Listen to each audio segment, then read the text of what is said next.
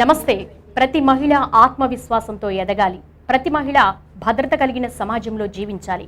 ప్రతి మహిళ సంపూర్ణ ఆరోగ్యంతో జీవించగలిగి ఉండాలి. సగటు మహిళా లోకం కోరుకునేది ఇదే. పార్టీలు వేరైనా, సమస్యలు ఎన్నున్నా, రంగాలు వేరైనా కూడా ప్రతి పార్టీల ఎజెండాలో మహిళా ఎజెండా ప్రతిబింబించాలి. మహిళాభ్యుదయం దిశగా, మహిళల సాధికారత దిశగా ముందడుగు వేయగలిగినవి, అభివృద్ధి దిశగా పెద్దపీట వేయగలిగిన పార్టీలనే ప్రభుత్వాలుగా మనం ఎంచుకోవాలి. ఇదే సరైన సమయం.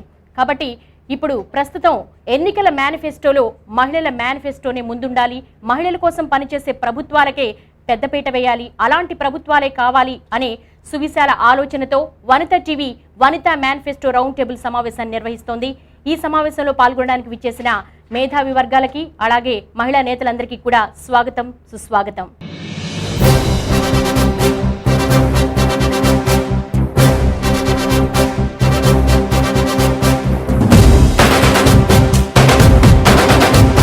ముందుగా మన రౌండ్ టేబుల్ సమావేశానికి విచ్చేసిన ప్రముఖుల్ని మనం పరిచయం చేసుకుందాం. ఈనాటి మన కార్యక్రమానికి విచ్చేసిన వారిలో ఆర్సి రెడ్డి గారు రెడ్డి స్టడీ సర్కిల్ నుంచి వచ్చారు. నమస్కారం అండి.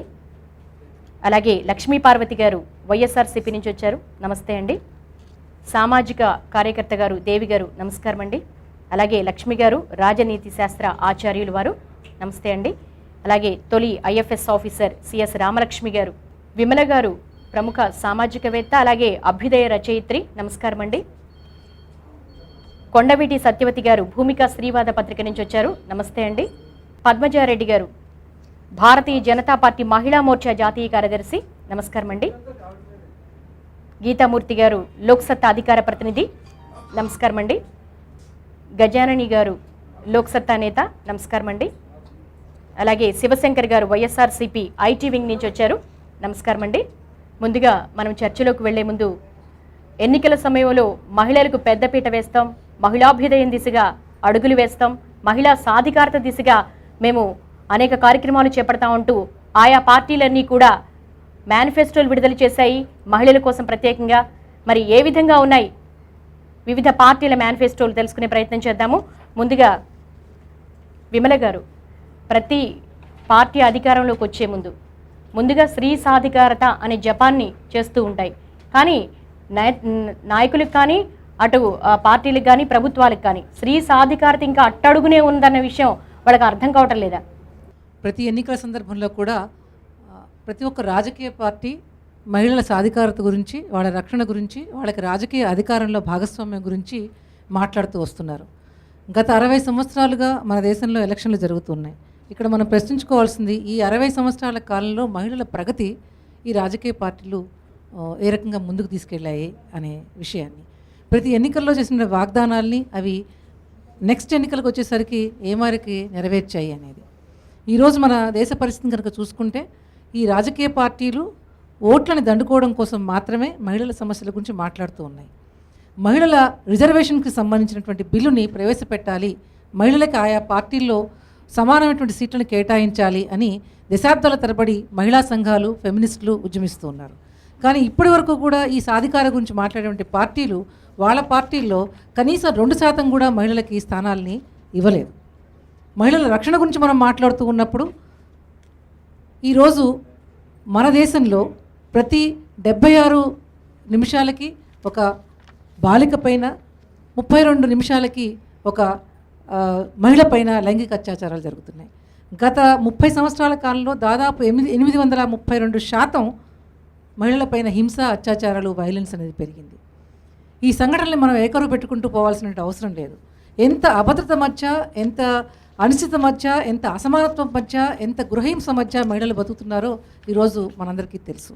అందుకని నిర్దిష్టంగా మహిళలకు సంబంధించినటువంటి ప్రణాళికని, వాళ్ళ పురోభివృద్ధికి సంబంధించినటువంటి ప్లాన్ని ఈ పార్టీలు ఏం చేశాయి ఇంతకాలం? ఒక్కొక్క పార్టీలోనూ నిలబడుతున్న అభ్యర్థులపైన అనేక రకాల కేసులు ఉన్నాయి. చివరికి మహిళలపైన అత్యాచారం చేసినటువంటి సంఘటనలకు పాల్పడేటువంటి వాళ్ళు కూడా ఎన్నికల్లో పోటీ చేస్తున్న స్థితి ఉన్నది. ఒక నైతిక అర్హత అనేది ఈ పార్టీలకు ఉన్నదా మహిళల గురించి మాట్లాడేది అనేది నేను చెప్పదలుచుకున్నాను.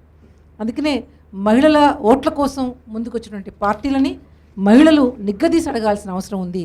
మీ ఎన్నికల సమయంలో జెండాలు మోయడానికి, లేకపోతే మీ ఊరేగింపుల మీద బతుకమ్మలు ఆడడానికి, లేకపోతే మీ పార్టీ రంగులకు సంబంధించినటువంటి చీరలు కట్టుకొని తిరగడానికి, మంగళహారతలు ఇవ్వడానికి మాత్రమే మహిళలు పనికొస్తారా? రాజకీయ అధికారంలో మాకు స్థానం లేదా అనేది గతంలో దళితులు ప్రశ్నించినట్టుగానే ఇవాళ మహిళలు ప్రశ్నించాల్సిన అవసరం ఉన్నది.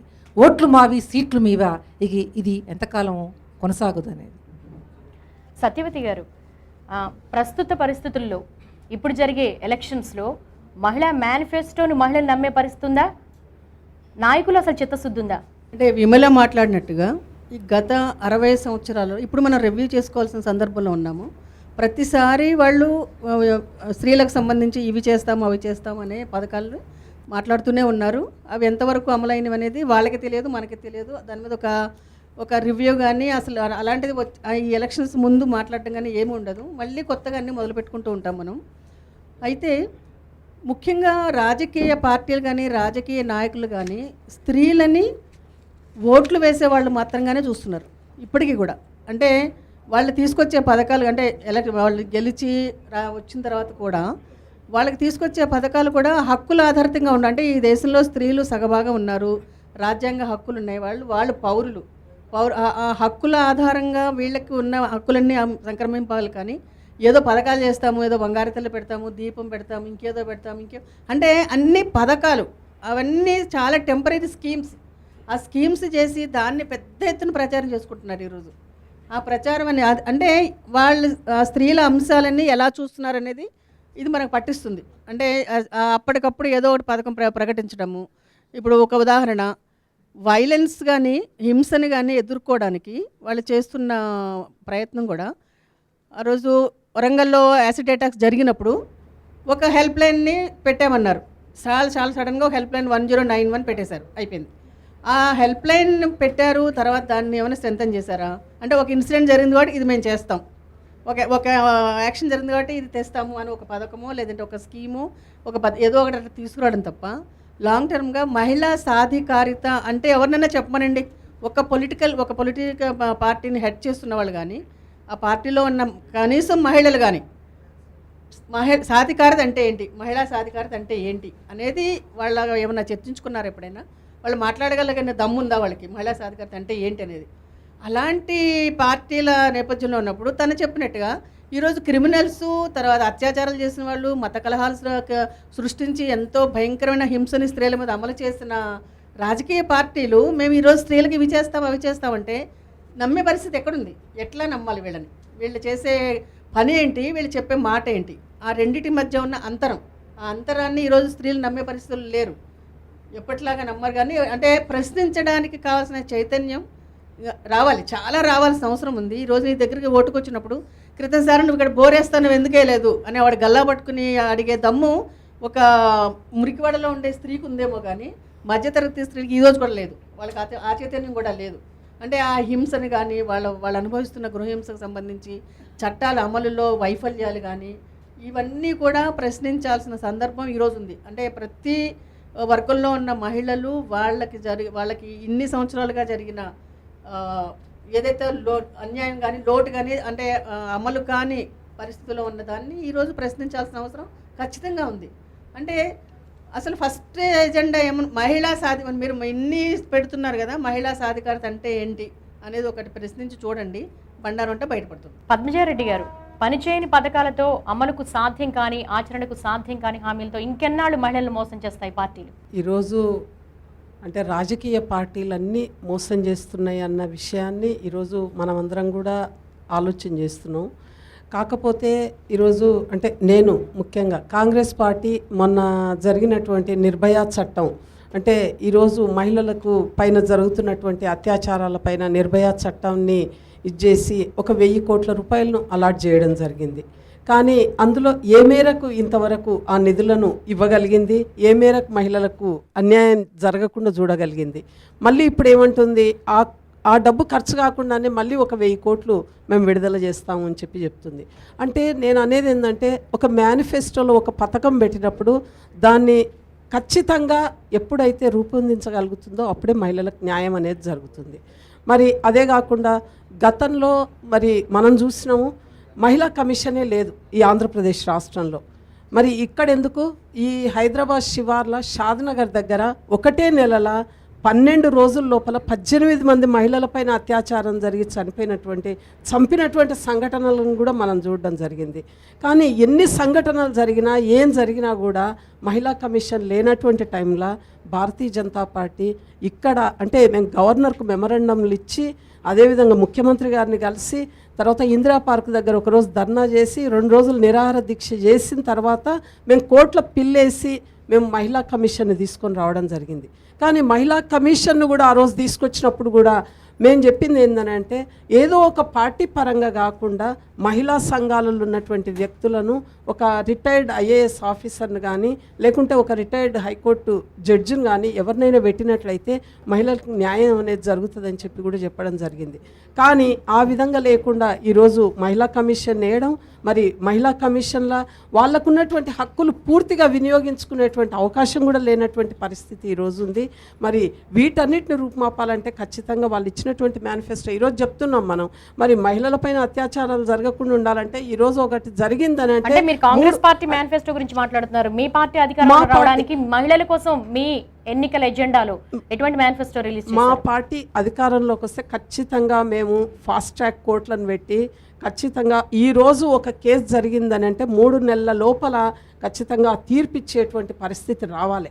ఎందుకంటే 90 రోజుల లోపల తీర్పు రానట్లయితే దాదాపు 3 సంవత్సరాలు 4 సంవత్సరాలు ఆ మహిళ పోయి కోర్టు చుట్టూ తిరగాల్సినటువంటి పరిస్థితి, ఎక్కడ న్యాయం అనేది జరుగుతలేదు. కనుక ఖచ్చితంగా భారతీయ జనతా పార్టీ మేనిఫెస్టోలో అదే కాకుండా ఈరోజు ప్రతి మహిళ ఆరోగ్యకరంగా ఉండడానికి, మరి అదే కాకుండా ఈరోజు చదువుకున్న మహిళలు ఉన్నప్పుడు ఇటువంటివన్నీ తగ్గేటువంటి అవకాశం ఉంది. మరి ఈ చదువు లేనటువంటి మహిళల ద్వారా పరిస్థితి ఏ విధంగా ఉంటుందన్నటువంటి విషయం పైన 2004లో ఎన్డీఏ అధికారంలో ఉన్నప్పుడు కూడా ఆ రోజు మరి కేజీ నుంచి డిగ్రీ దాకా మహిళలకు ఉచిత విద్యను వాజ్పేయి గారు కూడా పెట్టడం జరిగింది. మరి అదే విషయం కాకుండా ఈరోజు మహిళల హెల్త్ పరంగా కూడా ఇప్పుడు చూసిందంటే స్లమ్ ఏరియాలో మా మహబూబ్ నగర్ జిల్లా ఉంది, బీడీ కార్మికులు ఉన్నారు. బీడీలు చుడుతూ ఉన్నారు. ఆ ఆకు పొగాకు వాటి కొరకు ఎన్ని రకాల వ్యాధులతోటి ఈరోజు బాధపడుతున్నటువంటి సమస్య. అదే కాకుండా చేనేత కార్మికులు ఉన్నారు. చేనేత కార్మికులు ఈరోజు మగ్గాలు లాగుతున్నారు. మా ఏరియా మొత్తం నారాయణపేట ఏరియా అంతా మగ్గాలు లాగుతున్నారు. మగ్గాలు లాగి పక్షవాతం వచ్చేటువంటి పరిస్థితి. ఈరోజు వాళ్ళకి పెన్షన్లు లేవు. ఏం జరిగినా ఈరోజు చేనేతకు అంటే ఆదరణ తగ్గిపోయి ఈరోజు వాళ్ళు పొద్దస్తమానం చేసుకుంటే బయట మహిళల రక్షణకు ఫాస్ట్ ట్రాక్ కోర్టులు అన్నారు. మహిళల ఆర్థిక స్వావలంబనం కావచ్చు, లేదంటే మహిళలు ముఖ్యంగా ఎదుర్కొనేటువంటి మద్యపాన సంబంధించి ఇబ్బందులు కావచ్చు, అలాగే వాళ్ళకి విద్య వైద్యానికి సంబంధించి కానీ సంపూర్ణ ఆరోగ్యం గురించి కానీ ఎటువంటి మీ మేనిఫెస్టోలో ఏమున్నాయి? మా మేనిఫెస్టోలో మేము అధికారంలోకి వస్తే ఖచ్చితంగా మద్యాన్ని దశల వారీగా మేము పూర్తిగా నిషేధిస్తామండి. ఎందుకంటే ఈరోజు సమస్యలు ఉన్నాయంటే మీరు ఏ స్లమ్ ఏరియాకు అయినా ఎక్కడికైనా ఈరోజు ఒక కుటుంబం ఉందంటే భార్య పోయి పాచి పని చేసుకొని బతికేటువంటి పరిస్థితి, భర్త తాగి వచ్చి పిల్లలను కుటుంబాన్ని పట్టించుకున్నటువంటి సంఘటనలు ఎన్నో ఉన్నాయి. కనుక మా మేనిఫెస్టోలో పెట్టడం జరిగింది.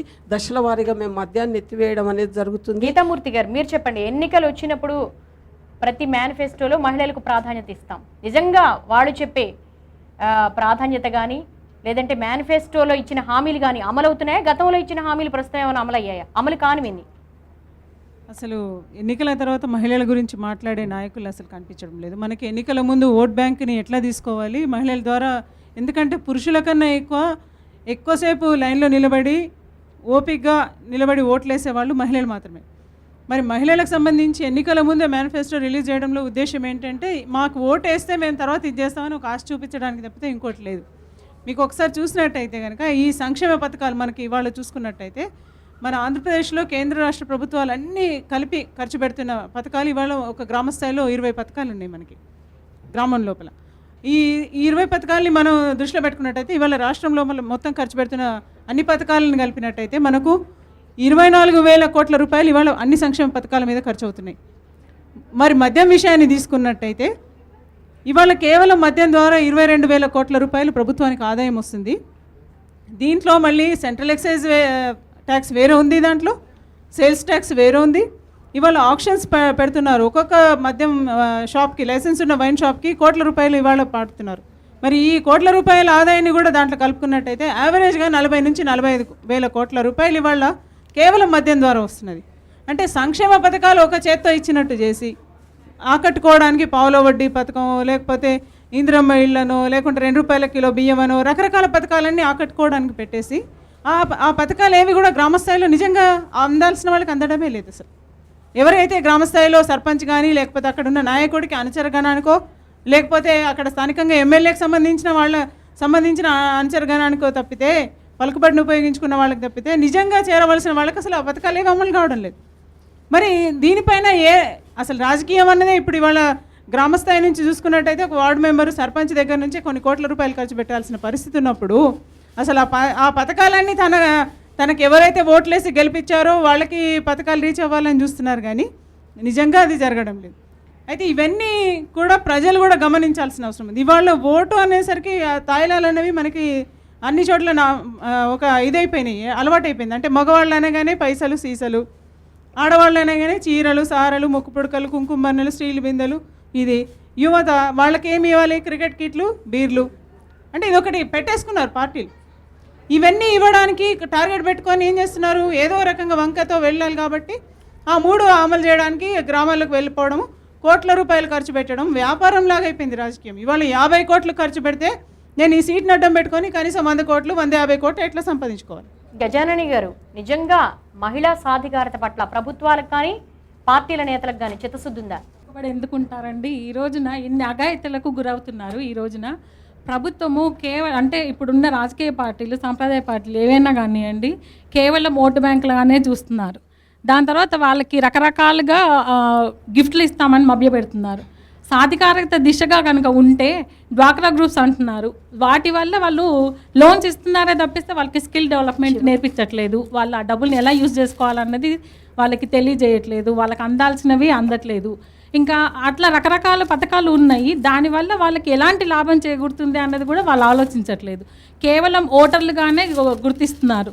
ఇవి ఇంతవరకు చెప్పినా కూడా వీళ్ళు ఏ పార్టీ కూడా అమలు చేయట్లేదండి. శివశంకర్ గారు, వైఎస్ఆర్సీపీ ఐటీ వింగ్ నుంచి వచ్చారు. మీ ఎన్నికల మేనిఫెస్టో ఏ విధంగా ఉండబోతుంది? మహిళల రక్షణ కోసం కానీ, మహిళల ఆర్థిక స్వావలంబన కోసం కానీ, లేదంటే వాళ్ళ విద్య వైద్య రంగ సంబంధించి ఎటువంటి మేనిఫెస్టో విడుదల చేశారు మీరు? ముఖ్యంగా ఈరోజు చూసుకుంటే ప్రతి రాజకీయ పార్టీ కూడా ఇప్పటి వరకు ఏలిన స్వాతంత్రం వచ్చినప్పటి నుంచి మనం గమనించినట్లయితే వచ్చిన ప్రతి పార్టీ కూడా ఏదో ఓట్ల కోసం మాత్రమే వాళ్ళ యొక్క మేనిఫెస్టోలను విడుదల చేయడము, అదేవిధంగా వాళ్ళ రాజకీయ ఓట్లు ఏ విధంగా చేస్తాము, ఏ సెక్టార్ మీద, ఏ ప్రజల మీద, ఏ సెగ్మెంట్ మీద మనము మాటలు చెప్పి వాళ్ళ మేనిఫెస్టోలో రూపొందితే ఓట్లు వస్తాయనేటువంటి చూసుకుంటూ ఉన్నారు. ఈరోజు ఎంత దుర్మార్గంగా ఉందంటే పరిస్థితి, 33% రిజర్వేషన్ కల్పించామని దాదాపు 10 సంవత్సరాల నుంచి లోక్సభలో అన్ని రాజకీయ పార్టీలు, మేజర్ రాజకీయ పార్టీలు కూడా చేస్తూనే ఉన్నాయి. కానీ ఆచరణ సత్యంలో ఇంతవరకు ఏది కూడా అమలు చేయలేదు. ఇప్పుడు ముఖ్యంగా చూసుకున్నట్లయితే ఒక మహిళలు, చిల్లర వర్తకులు వాళ్ళందరూ కూడా పొట్ట చేత పట్టుకొని వాళ్ళు చిన్న చిన్న వర్తక వ్యాపారాలు చేసుకున్నటువంటి వాళ్ళ పొట్ట కొట్టడానికి FBI బిల్లింగ్ తీసుకొని వచ్చేసి అలాంటి బిల్లును పాస్ చేయడం జరిగింది. అదేవిధంగా మిగతా ఈ ఎందుకు పనికిరాని మెజారిటీ ఆఫ్ ప్రజలు రాష్ట్రాన్ని విడదీయవద్దు అనేటువంటి గలంతో మొత్తం చేసినా కూడా ఏమాత్రం వెనుకోకుండా రాజకీయ పార్టీలు, భారతీయ జనతా పార్టీ అయితేనేమి, తర్వాత కాంగ్రెస్ పార్టీ అయితేనేమి, తన యొక్క భుజస్కంధాల మీద తీసుకొని ఆ రాష్ట్రాన్ని విభజించడం చేయడం జరిగింది. కానీ మహిళా బిల్లు గురించి ఏ రోజు మాట్లాడిన దాఖలాలు లేవు. మన దురదృష్టం ఏంటంటే యూపీఏ చైర్పర్సన్గా ఉన్నటువంటి శ్రీమతి సోనియా గాంధీ ఒక మహిళ, అదేవిధంగా ఎన్డీఏలో ప్రధాన భూమిక పోషిస్తున్నటువంటి మన సుష్మా స్వరాజ్ గారు కూడా ఒక మహిళ. కానీ తాను ఒక మహిళ అయినా కూడాను మహిళలకు రాజకీయ సాధికారత సాధిస్తామని కానీ, మహిళలను అన్ని రంగాల్లో, రాజకీయ రంగాల్లో ముందుకు తెస్తామనేటువంటి ఒక చిత్తశుద్ధి లేకుండా ఆ బిల్లును ఏ విధంగా బైపాస్ చేద్దామనేటువంటి ఒకరి మీద ఒకరు పెట్టుకొని రాజకీయ నాయకులు చేస్తున్నాయి. కానీ ఎవరికి కూడా ఈరోజు జాతీయ పార్టీ చిత్తశుద్ధి లేదు. కొన్ని రాజకీయ పార్టీలు వచ్చాయి, ఆమ్ ఆద్మీ పార్టీ అనేసి మేము చిత్తశుద్ధి చేస్తామని వాళ్ళ మేనిఫెస్టోలో రూపొందించడం జరిగింది.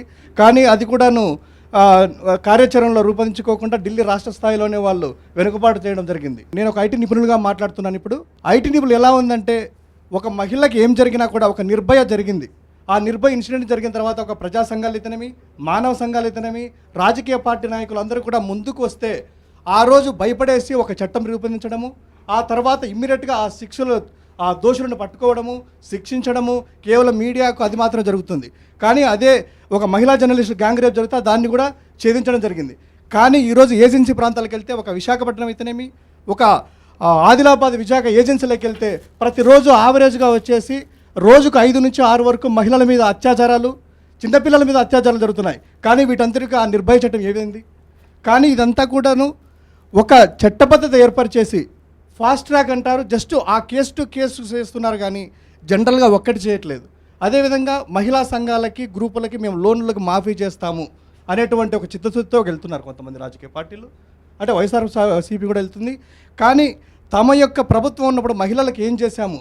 ఈ ఓట్ల బ్యాంక్ కోసమే కేవలం ఈ 20,000 కోట్ల రూపాయలు స్వావలంబన చేసేసి ఈ మహిళా గ్రూపులను చేయడానికి ప్రయత్నం చేస్తూ ఉంది. కానీ ఇది వరకు 9.5 సంవత్సర కాలంలో చేసినటువంటి ప్రభుత్వ హయాంలో మన చంద్రబాబు నాయుడు గారు అయితేనేమి, భారతీయ జనతా పార్టీ కూడా చాలా రాష్ట్రాల అధికారంలో ఉంది. భారతీయ జనతా పార్టీ అయితేనేమి, కాంగ్రెస్ ప్రభుత్వం కూడా ఎన్నో రాష్ట్రాల అధికారం ఉంది. మహిళలకు ఏమీ చేయలేదు అని చెప్తున్నాను.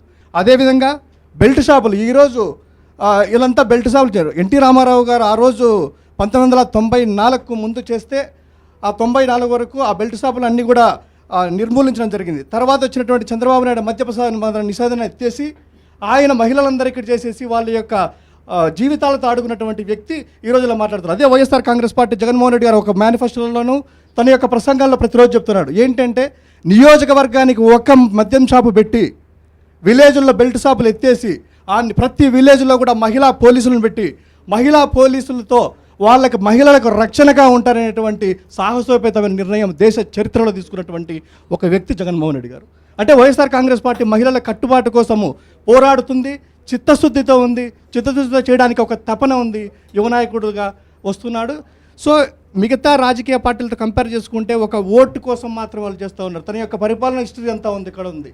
లీల గారు, కేవలం మహిళా సాధికారత అంటే సెల్ఫ్ హెల్ప్ గ్రూపుల ద్వారా, డ్వాక్రా గ్రూపుల ద్వారా వాళ్ళకి రుణాలు ఇచ్చేసి అప్పడాలు అమ్ముకోమని ఒడియాలు అమ్ముకోవడమే కాదు కదా. అసలు మహిళా సాధికారత, స్వావలంబనకి నాయకులు ఇచ్చే అర్థం ఏంటి? అంటే ఆడవాళ్ళంటే వాళ్ళు బలహీనతలను క్యాచ్ చేసుకోవడం. ఆడవాళ్ళు కూడా మేము అలాగేలేండి, ఒకటి ఇస్తే ఒకటి ఫ్రీ ఇస్తున్నామంటే ఆ ఫ్రీ ఇచ్చేదానికే వెళ్ళిపోయే మెంటాలిటీస్ ఆడవాళ్ళది. కాబట్టి ఆ బలహీనతను క్యాచ్ చేసుకొని రాజకీయ పార్టీలని కూడా వీళ్ళకి ఏది అవసరమో ఏది అనేది ఆ చిన్న చిన్న పథకాలు, జస్ట్ లైక్ ఎట్లా అంటే ఒక పెద్ద చేపని పట్టాలన్నా కూడా ఒక చిన్న ఎరని వేసినట్టుగా ప్రతి మహిళకు కూడా ఈ ఎర అనేలాగా ఇలాంటి పథకాలన్నీ కూడా పెడతా ఉన్నారు. అయితే మనకున్న బలహీనతలు మహిళలకు ఏంటంటే ముఖ్యంగా పేదరికమే అనుకోండి, లేకపోతే చాలా రకాల కష్టాలను దృష్టిలో పెట్టుకొని ఈరోజు నాకేమొస్తుంది అని ఆలోచన చేసుకునే పద్ధతిలో మహిళ కూడా ఉంటుంది. ఒకరోజు ఓటు వేయాలంటే ఆ రోజుకు వెళ్ళే ఆ కూలీని కూడా వదులుకొని వెళ్ళాలి. కాబట్టి ఆ రోజు వచ్చే బెనిఫిట్ని నాకు ఎంత వస్తుందని లెక్కేసుకొని వెళ్ళి ఆ రకంగా ఆలోచిస్తుంది. కానీ ఈరోజు రాజకీయ నాయకులు ఏం చేస్తున్నారు అన్నది ఈరోజు సామాన్య మానవరాలు కానీ లేకపోతే మామూలు స్త్రీలకు కానీ ఏ పార్టీ మంత్రిగా పనిచేశారు, మీ పార్టీ కూడా గతంలో మహిళలకు పెద్దపీట వేస్తా ఉంది. ఏమాత్రం మీరు మహిళా సమస్యల మీద చిత్తశుద్ధిగా ఇంతకు ముందు మా సోదరి ఒకరు చెప్పారు, ఏవి చేసినా వడియాలు వేసుకుందామా, అప్పడాలు పెడదామా, లేకపోతే ఆ చిన్న చిన్న ఏమాత్రం ముష్టిలాగా అది ఆ రకంగా ఇచ్చేసి ఇంకా వాళ్ళు మొత్తంగా ఎదగకుండా ఉండడం కోసం చేసే కార్యక్రమాలే తప్ప పర్మనెంట్గా వాళ్ళకి నిజంగా కూడా ఈరోజు రాష్ట్రానికే కాకుండా దేశానికి సంబంధించిన ఒక లేడీ ఎంటర్‌ప్రెన్యూర్‌గా మారడానికి, ఒక పారిశ్రామికవేత్తగా మారడానికి, ఒక అన్ఎంప్లాయిడ్ యూత్ని కూడా మార్చడం కోసమని 50,000 కోట్ల రూపాయలు ప్రధానమంత్రి దగ్గర ఉన్నట్టు తెలుస్తోంది మనకి. కానీ దాన్ని ఎవరు కూడా సరిగా ఉపయోగించుకోకుండా, అంటే ఆ ట్రైనింగ్ కూడా సరిగ్గా ఇవ్వకుండా, ఒకవేళ ట్రైనింగ్ ఇచ్చిన ముక్కుబుడిగా ఇచ్చే కొన్ని సంస్థలు కానివ్వండి, కొన్ని ఇది కానివ్వండి, వాళ్ళు రాజకీయ పార్టీలతో తొత్తులు అయిపోయి చేస్తూ ఉన్నారు. ఇంకా నేను మంత్రిగా చేసినా ఎవరేం చేసినా ఇప్పుడు ఒక్క మహిళా ప్రధానమంత్రి అయినంత మాత్రాన మహిళల సమస్యలన్నీ తీరుస్తారనో, లేకపోతే ఒక ముఖ్యమంత్రిగా చేసినంత మాత్రాన జరిగిపోతుందని నేను అనుకోవటం లేదు. ఇప్పుడు కూడా ఈ స్వాతంత్రం వచ్చి ఇన్ని సంవత్సరాలు అయినప్పుడు కూడా ఒక రకంగా ఎవరి కిందనో బ్రతికే మెంటాలిటీలోనో ఎక్కడైనా సరే ఒక డిపెండెన్సీగా ఉండే మనస్తత్వాన్ని కలిగిన మహిళలుగా తయారు చేసడంలో అందరి పాత్ర ఉన్నట్టుగానే రాజకీయంగా నాయకులుగా ఉన్న వాళ్ళు కానివ్వండి, లేకపోతే మేనిఫెస్టో పెట్టాము, ఆ మేనిఫెస్టోలో మేము ఇది ఇస్తాము, అది ఇస్తాము, అన్ని ఫ్రీ, ఆల్ ఫ్రీ అనేసి చెప్పేసి ఆల్ ఫ్రీలుగా ఇచ్చేసిన దానికి అలవాటు పడిపోయి వాళ్ళు ఇస్తాన్న దానికి ఆ రకంగా ఆలోచన చేసుకుంటూ ఆ రకంగా సోమరిపోతుల్లాగా మార్చే పద్ధతిని తీసుకెళ్తున్నారు తప్ప నిజం కూడా వాళ్ళు ఉన్న స్కిల్ను బయటకు తీసి వాళ్ళు ఏం చేయాలనుకుంటున్నారు, వాళ్ళకి ప్రభుత్వం ఏం సపోర్ట్ చేయాలి, దానికి బ్యాంకర్స్ని కూర్చోబెట్టి ఎలా చేయాలన్నది ఏ పార్టీ చేయట్లేదు. అది మేమున్నప్పుడు కూడా జరిగింది. మా పార్టీ కూడా ఇప్పుడు జరుగుతున్న బీజేపీకి సంబంధించినంత కూడా మేనిఫెస్టోలో ఎన్ని పెడుతున్నా కూడా, ఎన్ని చేసినప్పటికి కూడా నిజం కూడా ఫుల్ ఫ్లెడ్జ్గా చేయడం లేదన్నది మాత్రం నేను కూడా అదే వాళ్ళు కూడా ఓటు బ్యాంకులనే అనుకుంటూ ఉన్నారు. ఈరోజు ఎలక్షన్స్ వచ్చాయి కాబట్టి ప్రతి వాళ్ళు హడావిడిగా మేము ఇవి చేస్తాం అవి చేస్తామని, కానీ మా పార్టీ మీద మేము ఖచ్చితంగా మాట్లాడి పోరాడినా కూడా మళ్ళీ కూడా అక్కడ ఉండేదంటే మళ్ళీ పితృస్వామిక వ్యవస్థలో ఉన్న అధ్యక్షులు కానీ అంత మగవాళ్లే కాబట్టి మళ్ళీ మా ఆడవాళ్ళ చేతిలో మాకేం కావాలన్నది వాళ్ళకే తెలిసినట్టుగా చేస్తూ ఆ తప్పిదాలు చేయడానికి అవకాశం ఉంటుంది. కాబట్టి అలా కాకుండా నేను ఒక మామూలు సామాన్య మహిళగా ఆలోచించినట్టయితే ఈ తాయిలాలు ఇవన్నీ తీసుకోవడం పక్కబెట్టేసి నిజమైన ఓటర్గా ఒక పౌరురాలిగా నిజంగా ఆలోచించి నాకు కానీ నా బిడ్డకు కానీ రక్షణ ఏంటి, నాకు విద్యా అవకాశాలు ఏంటి, నాకు రేపొద్దున నేను ఎవరి మీద డిపెండ్ అవ్వకుండా ఉండాలంటే ఏం చేయాలి, అలాంటప్పుడు ఈ రాజకీయ పార్టీలు మమ్మల్ని ఎలా ఉపయోగించుకుంటున్నారనే ప్రతి వాళ్ళలో చైతన్యం రావాలి. ఆ రానంత వరకు ఇలా ఏంటంటే గొర్రెల్లాగా వాళ్ళు అంతమంది వెళ్తున్నారు కదా మేము కూడా వెళ్తే పోలేదని చెప్పి మీటింగ్లో పోయినా అదే కాన్సెప్ట్లో వెళ్తున్నాము. అక్కడికి వెళ్ళిన తర్వాత ఏం వింటున్నాము ఏం చేస్తున్నాము అనేది కూడా మర్చిపోయి మనం సహజంగా ఉండే ఆ ఓటును కూడా దాన్ని నిర్జీవంగా మార్చుకోవడానికి మహిళలు 50% దాన్ని డ్యామేజ్ చేసుకుంటున్నాం. ఈ డ్యామేజ్ ఎవరో చేసింది కాదు మనమే చేసుకుంటున్నాం. కాబట్టి రాజకీయ పార్టీలు ఆ రోజు చేసే ఏ ప్రసంగానైనా, అందుకే ఇన్ని పార్టీలు భారతదేశంలో దౌర్భాగ్యం ఏంటంటే ఇన్ని పార్టీలు ఉండడం కూడా పెద్ద దౌర్భాగ్యం అండి. అమెరికా లాంటి పార్టీ అక్కడ దేశంలో 2 పార్టీలు ఎలాగైతే ఉంటాయో ఆ 2 పార్టీలు ఎక్కడన్నా ఉండాలి అక్కడన్నా ఉండాలి. కానీ ఈరోజు రోజుకొక పార్టీ రోజుకొక ఇది వస్తూ ఉన్నాయి. కాబట్టి దీనివల్ల ఈ పర్మనెంట్గా ఒక పార్టీకి మెజారిటీ రాకపోవడం కానివ్వండి, 5 సంవత్సరాల పరిపాలన అందించేవి ఏవైతే ఉన్నాయో అవన్నీ కూడా కింది స్థాయి వరకు వెళ్ళకపోవడం కానివ్వండి, మహిళలకు సంబంధించిన మౌలికమైన సదుపాయాలు కానివ్వండి, ఈరోజు రక్షణ విషయంలో కానివ్వండి, ధరల నియంత్రణల విషయంలో కానీ, మహిళ యొక్క ప్రాతినిధ్యం ఇటు పార్టీలలో కానీ అటు పార్టీల లేకుండా కాకుండా కూడా చట్టసభల్లో కానీ లేకపోవడం ఈ పెద్ద మైనస్. అందుకని మహిళా బిల్ అనేది ఏదైతే ఉందో తప్పకుండా రావాలనేది నా డిమాండ్.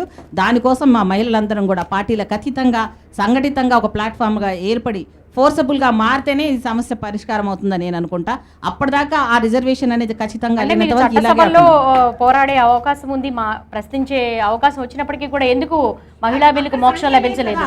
ఇప్పుడు మీరు చూడండి 67 నుంచి ఇప్పటి వరకు చూసినా సంఖ్య ఎంత ఉందమ్మా, చాలా తక్కువ సంఖ్య. ఆ సంఖ్యలో మా స్ట్రెంగ్ ఇచ్చి మా వాయిస్ని రేస్ చేయడానికి అవకాశాలు కూడా రావటం లేదు. కాబట్టి ఎక్కడికక్కడ ఏ పార్టీకి ఆ పార్టీ వాళ్ళకి ఇచ్చే 50% మహిళలకి ఓటు కనుక అవకాశాలు కానివ్వండి లేదా పోటీగా నిలిపించేదానికి కానీ అవకాశాలు కల్పిస్తే తప్పకుండా మా స్ట్రెంత్ పెరిగినప్పుడు కానీ మా చట్టాలు రూపొందించడం వల్ల మాకేం కావాలో నిర్ణయించుకునే అధికారం వస్తుంది. విజయలక్ష్మి గారు, టీడీపీ మహిళా నాయకురాలుగా చెప్పండి, మీ మేనిఫెస్టో ఏ విధంగా ఉండబోతుంది? ఈసారి మీ ఎన్నికల మేనిఫెస్టోలో మహిళలకు ఎటువంటి ప్రాధాన్యత కల్పించారు?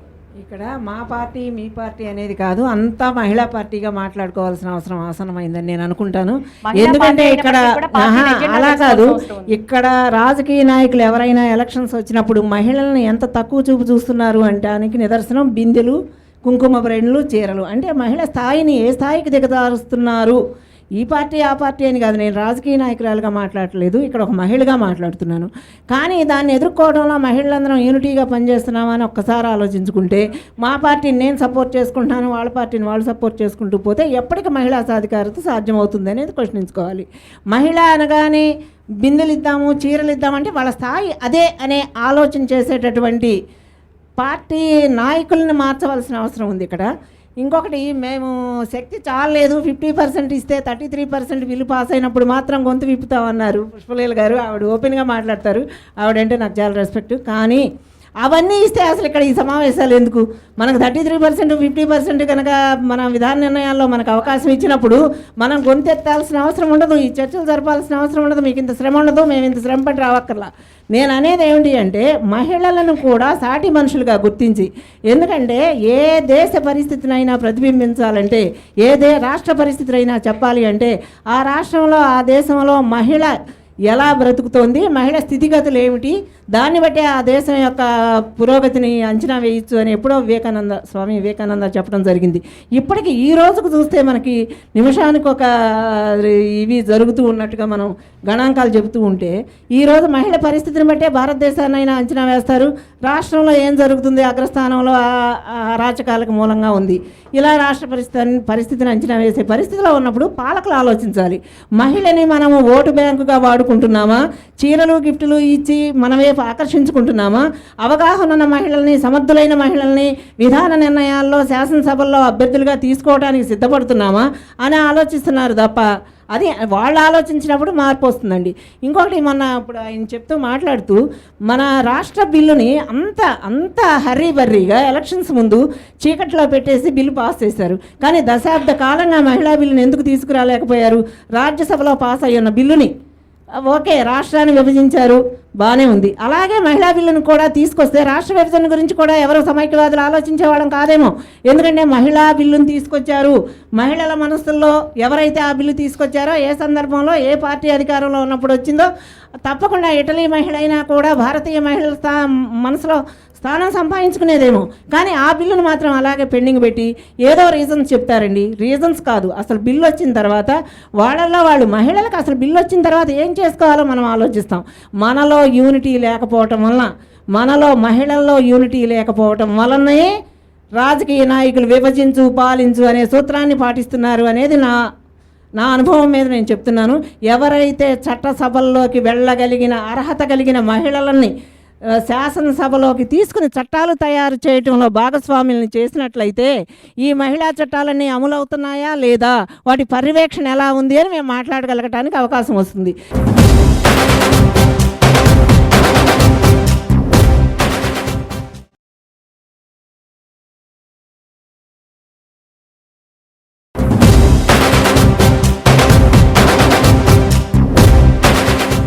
రామలక్ష్మి గారు, కేవలం మహిళల్లో యూనిటీ లేకపోవడం వల్లే మహిళా బిల్లుకి మోక్షం లభించలేదంటున్నారు, మీరే ఉంటారు? ఒకటి ఏమిటంటే, ముఖ్యంగా ఎలక్షన్స్ ముందు మహిళని ఒక ఆకర్షణీయమైన వ్యక్తిగా చూపించి, ఒక మంచి ముఖాన్ని చూపించి ఓట్లు తీసుకోవాలని ప్రతి పార్టీ కూడా కోరుకుంటున్నారు. అంటే ఒక మార్కెటింగ్లో స్ట్రాటజీ అది. మామూలుగా ఒక అందమైన ముఖాన్ని చూపించి మనం కారు కానీ మోటార్ సైకిల్ కానీ ఇంకోటి కానీ సేల్ చేయడం. అలాగే ఈరోజు ఓటు కావాలంటే ఇంకొక అందమైన ముఖాన్ని చూపించాలి, మహిళలు అటువంటి అందమైన ముఖాన్ని ప్రొవైడ్ చేస్తారు అనే ఒక భావన, ఆ గ్లామర్ని వాడుకోవడం అనేది ఒకటి. రెండవది ఏంటంటే, చులకన్ కూడా అన్నంటే గ్లామర్. రెండోది ఏమిటంటే వాళ్ళ గ్లామర్ ఉంటుంది కాబట్టి అది వాడుకోవాలని ప్రయత్నించడం. రెండోది ఏమిటంటే, ముఖ్యంగా చాలామంది సోదరుని మళ్ళీ చెప్పినట్టు మహిళల్ని ఎంతసేపు కూడా నీకు ఇది ఇస్తాం అది ఇస్తాం, అది తీసుకో, హ్యాపీగా ఉండు, మాకు ఓటి, అంతేగాని వాళ్ళ అవసరాలు గుర్తించి నిజంగా కోర్లోకి వెళ్ళి, మూలాల్లోకి వెళ్ళి, సమస్యల మూలాల్లోకి వెళ్ళి ఆ మూలాల నుంచి మనం సాల్వ్ చేసే మేనిఫెస్టో రావాలని చెప్పేసి ఒకటి నేను అనుకుంటాను. ఈ మేనిఫెస్టో ముఖ్యంగా మహిళలు ఈ రోజులో కోరుకునేది, మహిళా సాధికారత గురించి చాలా పెద్ద మాట మనం అందరం చాలా తేలిగ్గా రోజు మాట్లాడేస్తున్నాం. అదో బజ్వర్డ్ అనమాట. అసలు ఇప్పుడు సాధికారత అనేది బజ్వర్డ్ అయిపోయింది. ఇది కనుక రెండు విషయాలు. చాలామంది మహిళామణులు రక్షణ గురించి మాట్లాడారు. రక్షణ అంటే కేవలం ఏదో పురుషుల నుంచి రక్షణే కాదు. ఈ రోజుల్లో మహిళలకు కావాల్సింది ఫస్ట్ ఫుడ్ సెక్యూరిటీ. 51% మహిళలు అనీమియాతో బాధపడుతున్నారు. మనం ₹2 కిలో బియ్యమో రూపాయికి కిలో బియ్యమో ఇస్తున్నాం. పబ్లిక్ డిస్ట్రిబ్యూషన్ సిస్టమ్ బ్రహ్మాండంగా పనిచేస్తుంది. కానీ ఇవన్నీ బాగా పనిచేస్తున్నప్పుడు 51% అనీమియా. కాబట్టి ఫుడ్ సెక్యూరిటీ ఫస్ట్ మనం పెట్టుకోవాలి. ఎవరికైనా కావాల్సింది భోజనం ఫస్ట్. రెండవది, ఇప్పుడు ఎక్కడా కూడా మరి గిరిజన ప్రాంతాల్లోకి వెళ్ళండి, అర్బన్ ఏరియాస్లోకి వెళ్ళండి, రూరల్ ఏరియాస్లోకి వెళ్ళండి, తాగడానికి చుక్క నీళ్లు లేవు. అందరూ మనం ఈ చిన్న బాటిల్స్లో తాగుతున్నాం, వేరే వాళ్ళు ఇంకో రకాల బాటిల్స్లో తాగుతున్నారు తప్ప ప్రతి మహిళ ఈరోజు చాలామంది మహిళలు అంటున్నారు, నెలకి ₹1000 నుంచి, ఎంత పేద మహిళలు కూడా ₹1000 నుంచి ₹2000 పెట్టి నీళ్లు కొనుక్కునే పరిస్థితి మన రాష్ట్రంలో ఉంది. ఈ యొక్క ఇష్యూని మనం తప్పకుండా అడ్రస్ చేయాలి. అంటే నీళ్లు కొనుక్కోవడం కేవలం వేసవ కాలంలోనే కాదు, throughout the year. For example మనం రాయలసీమ ప్రాంతానికి వెళ్ళినట్లయితే అనంతపూర్, చిత్తూరు చాలా చోట్ల చూశాను. అదే గిరిజన ప్రాంతాలు భద్రాచలం, ఆదిలాబాద్ ఈ ఏరియాస్లో చూసినప్పుడు 4 బిందెలు పెట్టుకుని ఇంట్లో 4 బిందెలు 4 రోజులు వాడుకోవాల్సిన పరిస్థితి. ఎలా వాడుకుంటున్నారు, వాళ్ళు ఎలా స్నానం చేస్తున్నారు, ఎలా భోజనం చేస్తున్నారు, దేవుడికే తెలియాలి. ఇవి ఒక ఫుడ్ ఒకటి, ఒక వాటర్ ఒకటి. రెండోది ఏంటంటే షెల్టర్. మంచి షెల్టర్ గురించి, ఇళ్ళ గురించి మంచి పథకాలు పెట్టాం, కానీ దాంట్లో క్వాలిటీ లోపించడం వల్ల ఇల్లు తీసుకున్న మహిళలు ఎవరు కూడా హ్యాపీగా లేరు. ఎవరైనా వాళ్ళని అడిగితే దీంట్లో ఇది లీక్ అవుతోంది, అది నెత్తి మీద ఎప్పుడు పడిపోతుందో తెలీదు, టాప్, ఇటువంటి సమస్యలు అంటారు. క్వాలిటీ ఇంప్లిమెంటేషన్ అనేది ల్యాకింగ్ కంప్లీట్లీ. ముఖ్యంగా దీంట్లో ఏమిటంటే హెల్త్ అనేది ఈరోజు ఒక particular party 3% of the total బడ్జెట్ని హెల్త్కి కేటాయిస్తామని చెప్పి వాళ్ళు అనౌన్స్ చేయడం జరిగింది. అది ఒక రకంగా శుభ పరిణామం. హెల్త్ మీద 3% కాదు, ఎంత ఖర్చు పెట్టినా కూడా అది ఇంకా ఇష్యూస్ ఉంటూనే ఉంటాయి. హెల్త్లో కూడా మళ్ళీ మహిళల హెల్త్ అనేది చాలా ఇంపార్టెంట్. బికాజ్ వాటర్ ఎలా రెస్పాన్సిబిలిటీయో హెల్త్ కూడా గవర్నమెంట్ యొక్క రెస్పాన్సిబిలిటీ.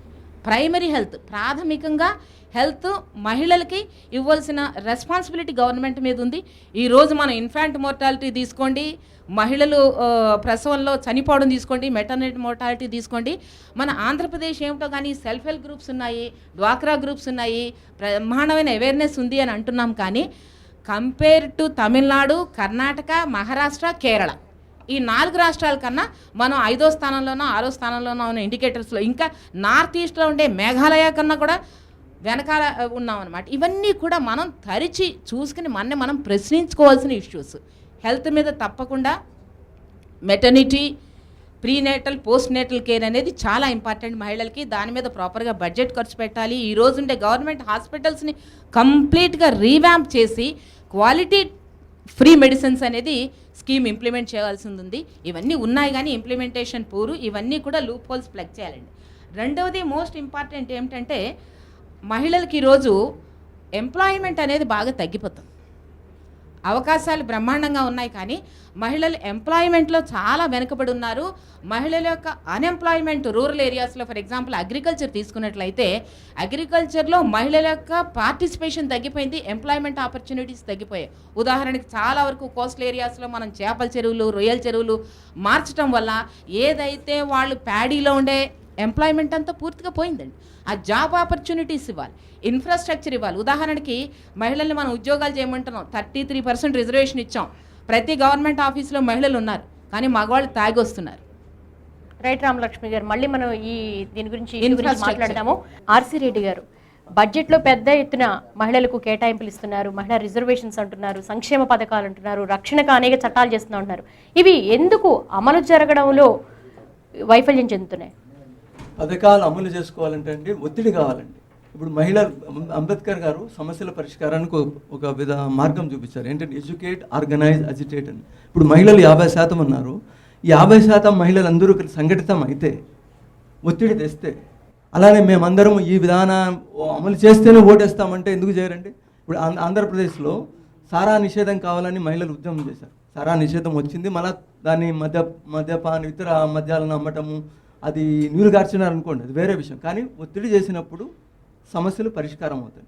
ఒత్తిడి చేయకుండా సమస్యలు పరిష్కారం కావండి. ఇప్పుడు ఇంకోటి ఏంటంటే ఏం చేయాలి, అందరూ నినాదాలు ఇస్తారు. ఇప్పుడు కూడా ఆయన చెప్తున్నారు, మన ప్రముఖ నాయకుడు దేశమంతా వెళ్తూ మహిళలకు భద్రత కల్పిస్తున్నాం.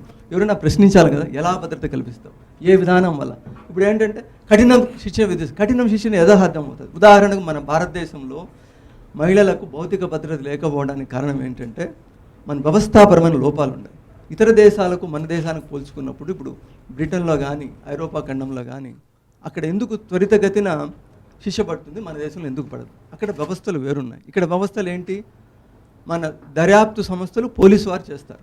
ఆ పోలీసు వారు ఎవరు ఆధీనంలో ఉన్నారు? రాజకీయ నాయకుల ఆధీనంలో ఉన్నారు. రాజకీయ నాయకులు రౌడీలకు సత్సంబంధాలు ఉంటాయి కాబట్టి ఈ అత్యాచారాలు, హత్యలు ఇవన్నీ చేసే వాళ్ళందరూ రాజకీయ నాయకులకు సంబంధం ఉంటుంది.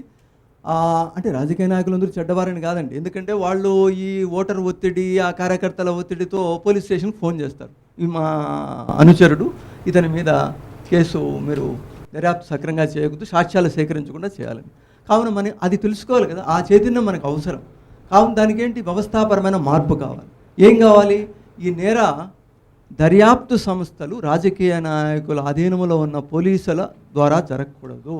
అది చాలా ముఖ్యమైన విషయం. అది ఉన్నంతకాలము ఏదో కొన్ని, ఇప్పుడు శక్తి మిల్స్ అని మొన్న బాంబేలో జరిగింది. ఎందుకంటే అది వాళ్ళెవరో ధనవంతులు కాకపోయి ఉంటారు, లేకపోతే రాజకీయ పలుకుబడి లేని వాళ్ళు ఉంటారు.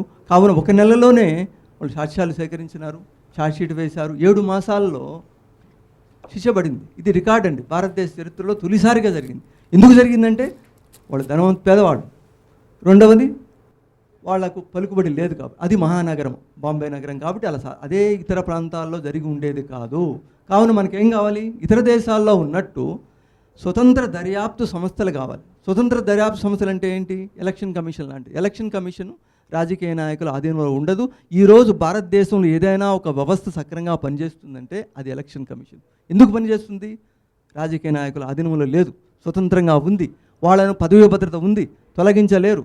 ఆ పార్లమెంటులో అభిశంసన తీర్మానం ద్వారానే తొలగించగలుగుతారు కాబట్టి పదవి భద్రత ఉంది కాబట్టి నిష్పక్షపాతంగా వ్యవహరిస్తున్నారు. అలాంటి స్వతంత్ర దర్యాప్తు సంస్థ అవసరం. ఒక స్వతంత్ర సంస్థే కాదండి, ఆ నియమించబడ్డ వ్యక్తులు కూడా మంచి వాళ్ళు ఉండాలి. ఆ వ్యక్తుల్ని ఎలా నియమించాలా? మహిళా సంఘాలు సూచించిన ప్రతిభావంతులు, నిజాయితీపరులు, నిష్పక్షపాతంగా వ్యవహరించే వారిని ఒక లిస్టు తయారు చేసి ఇచ్చినప్పుడు ఆ లిస్టులో ఉన్న వారినే ఎంచుకోవాలి. అలా లేకపోతే వాళ్ళు అనుకోలేదు. ఇప్పుడు ఆంధ్రప్రదేశ్లో మహిళా కమిషన్ ఉంది. ఆ మహిళా కమిషన్లు ఎవరు నియమిస్తున్నారు? ఎవరు పలుకుబడిన అధికార పార్టీ తమ అనుచరులు నియమిస్తారు. వాళ్ళు ఎలాంటి వాళ్ళో మీకు తెలుసు. ఆంధ్రప్రదేశ్లో మహిళా కమిషన్ ఎలా పనిచేస్తుంది. కాబట్టి ఒక స్వతంత్ర సంస్థే కాదు, ఆ సంస్థలో ఉన్న వ్యక్తులు కూడా మంచి వ్యక్తులు కావాలి. అలా కావాలంటే మీలాంటి మహిళా సంఘాలు సూచించిన వ్యక్తులు మాత్రమే నియమించాలి. అలా నియమించినప్పుడు ఆ స్వతంత్ర సంస్థ నిష్పక్షపాతంగా దర్యాప్తు చేయడానికి వీలవుతుంది, సాక్ష్యాలు సేకరిస్తుంది. సాక్ష్యాలు సేకరించినప్పుడు మాత్రమే శిక్ష పడుతుంది. మనమందరం తెలుసుకోవాల్సిన విషయం. సాక్ష్యాలు లేకుండా ప్రజాస్వామ్య వ్యవస్థలో ఎవరికి శిక్ష పడదు. అది రాజకీయ వ్యవస్థలోనూ, రాజరికంలోనూ, లేకపోతే గల్ఫ్ దేశాల్లో అలా సాధ్యమవుతుంది. కానీ మనం ప్రజాస్వామ్య ప్రక్రియల ద్వారానే సూచనలు చేయాలి. చాలామంది ఎన్కౌంటర్ చేయమంటారు. ఆ ఎన్కౌంటర్ చేయమనేది పద్ధతి కాదు, చట్టబద్ధంగా జరగాలి.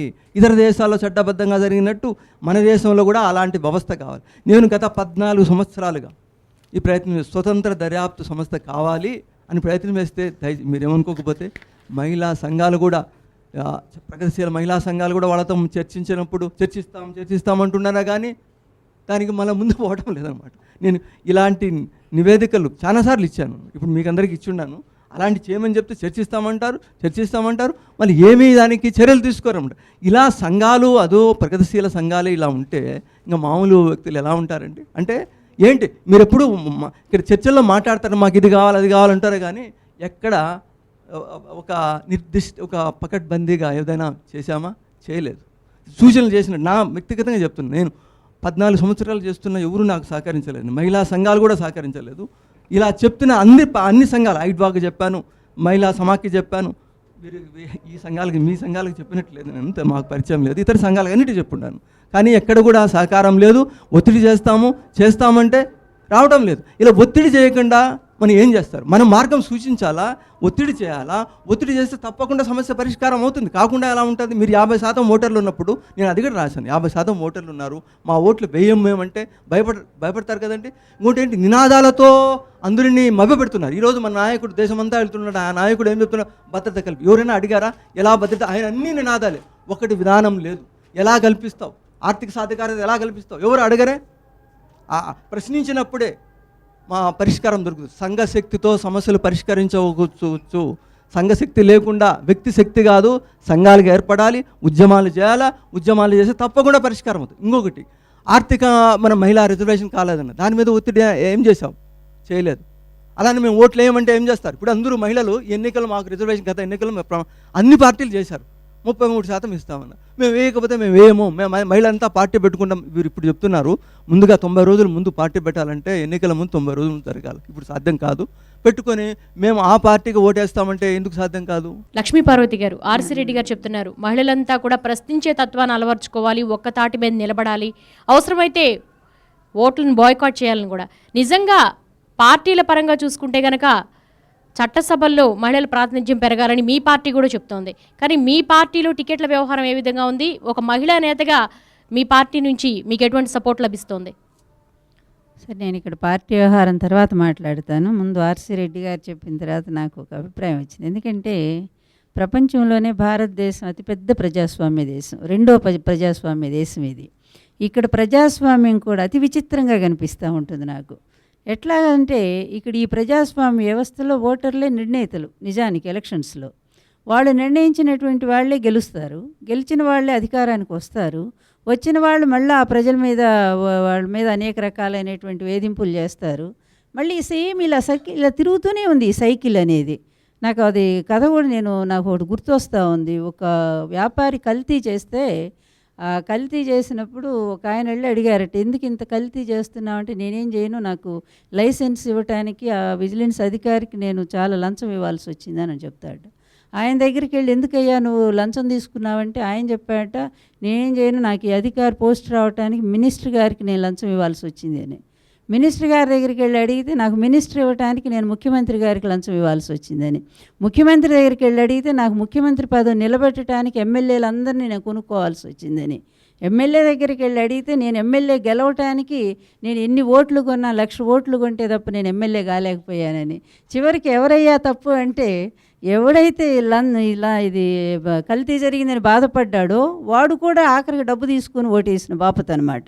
అట్లా ఉంది ఈరోజు మన ప్రజాస్వామ్య వ్యవస్థ అనేది. ఇంత దారుణంగా పూర్తిగా డిపెండ్ ఆన్ ఓటర్స్ అనే దాంట్లో ఓటర్ చైతన్యవంతులు కాలేకపోవటం కూడా ఒక పెద్ద దురదృష్టం ఈ దేశానికి. అధిక జనాభా కావచ్చు, ఇక్కడ మనకంత ఆర్థిక పరమైనటువంటి ఒక సపోర్టు లేకపోవచ్చు ఈ జనాభా వల్ల. మిగిలిన అభివృద్ధి చెందినటువంటి దేశాలతో కంపేర్ చూస్తే ఇప్పుడే కదా మన అభివృద్ధి పదంలో పోతా ఉన్నాము. అందువల్ల ఈ విధానాల వల్ల మనం ఎంత పోరాడినా, ఎందుకు ఇప్పుడు మీరు చెప్పిన చట్టాలన్నీ కూడా అంబేద్కర్ గారు రూపొందించినటువంటి రాజ్యాంగంలో మొత్తము 240 దగ్గర నుంచి వరుసగా 7, 8, 9 నేను చదివాను. అవన్నీ కూడా ఇట్లా వరుసగా ఉన్నాయి. మొత్తం మహిళలకు సంబంధించినవే ఉన్నాయి. వాళ్ళ వివాహ వ్యవస్థలో కానీ, లేకపోతే వాళ్ళు కట్నం తీసుకుంటే నేరమని కానీ, లేకపోతే మహిళా కార్మిక వ్యవస్థ మీద కానివ్వండి, ఇట్లా అదే అత్యాచారాలకు సంబంధించింది కానివ్వండి, ఆస్తులకు సంబంధించింది కానీ, ఇన్ని చట్టాలు ఎప్పుడో మనకి పొందుపరచబడి ఉన్నాయి రాజ్యాంగంలో. కానీ ఏ చట్టాన్ని ఏ ప్రభుత్వం చిత్తశుద్ధితో అమలు జరుపుతున్నారు అంటే దాన్ని ప్రశ్నించుకోవాల్సినటువంటి అవసరం ఉంది. కానీ ప్రశ్నించే స్థాయిలో ఈరోజు ఎవ్వరూ లేరండి. అది మనం అందరం కూడా అంగీకరించాల్సినటువంటి విషయమే. ఎందుకంటే నాతో సహా నేను చెప్తున్నాను కదా, అందరం కూడా ఒక పార్టీలకి ఇదైపోయి ఆ పార్టీ ఏది విధిస్తే దాని ప్రకారంగా మేము నడుచుకోవాల్సినటువంటి పరిస్థితి వస్తూ ఉంది. నాకు తెలిసి ఆంధ్రప్రదేశ్లో మొట్టమొదటిసారిగా మరి ఇందిరాగాంధీ గారి టైంలో శారదా చట్టం వచ్చిందండి. దాన్ని ఎంతవరకు అమలు జరిగిందో నాకు తెలియదు. కానీ ఎన్టీ రామారావు గారు 84లో ఆయన ముఖ్యమంత్రి అయిన తర్వాత మొట్టమొదటిసారిగా స్త్రీలకు ఆస్తిలో హక్కు అనేటువంటి చట్టాన్ని ఆయన చాలా చిత్తశుద్ధితో తీసుకొచ్చి అమలు జరిపారు. అది ఇప్పటికి కూడా కంటిన్యూ అవుతూనే ఉంది.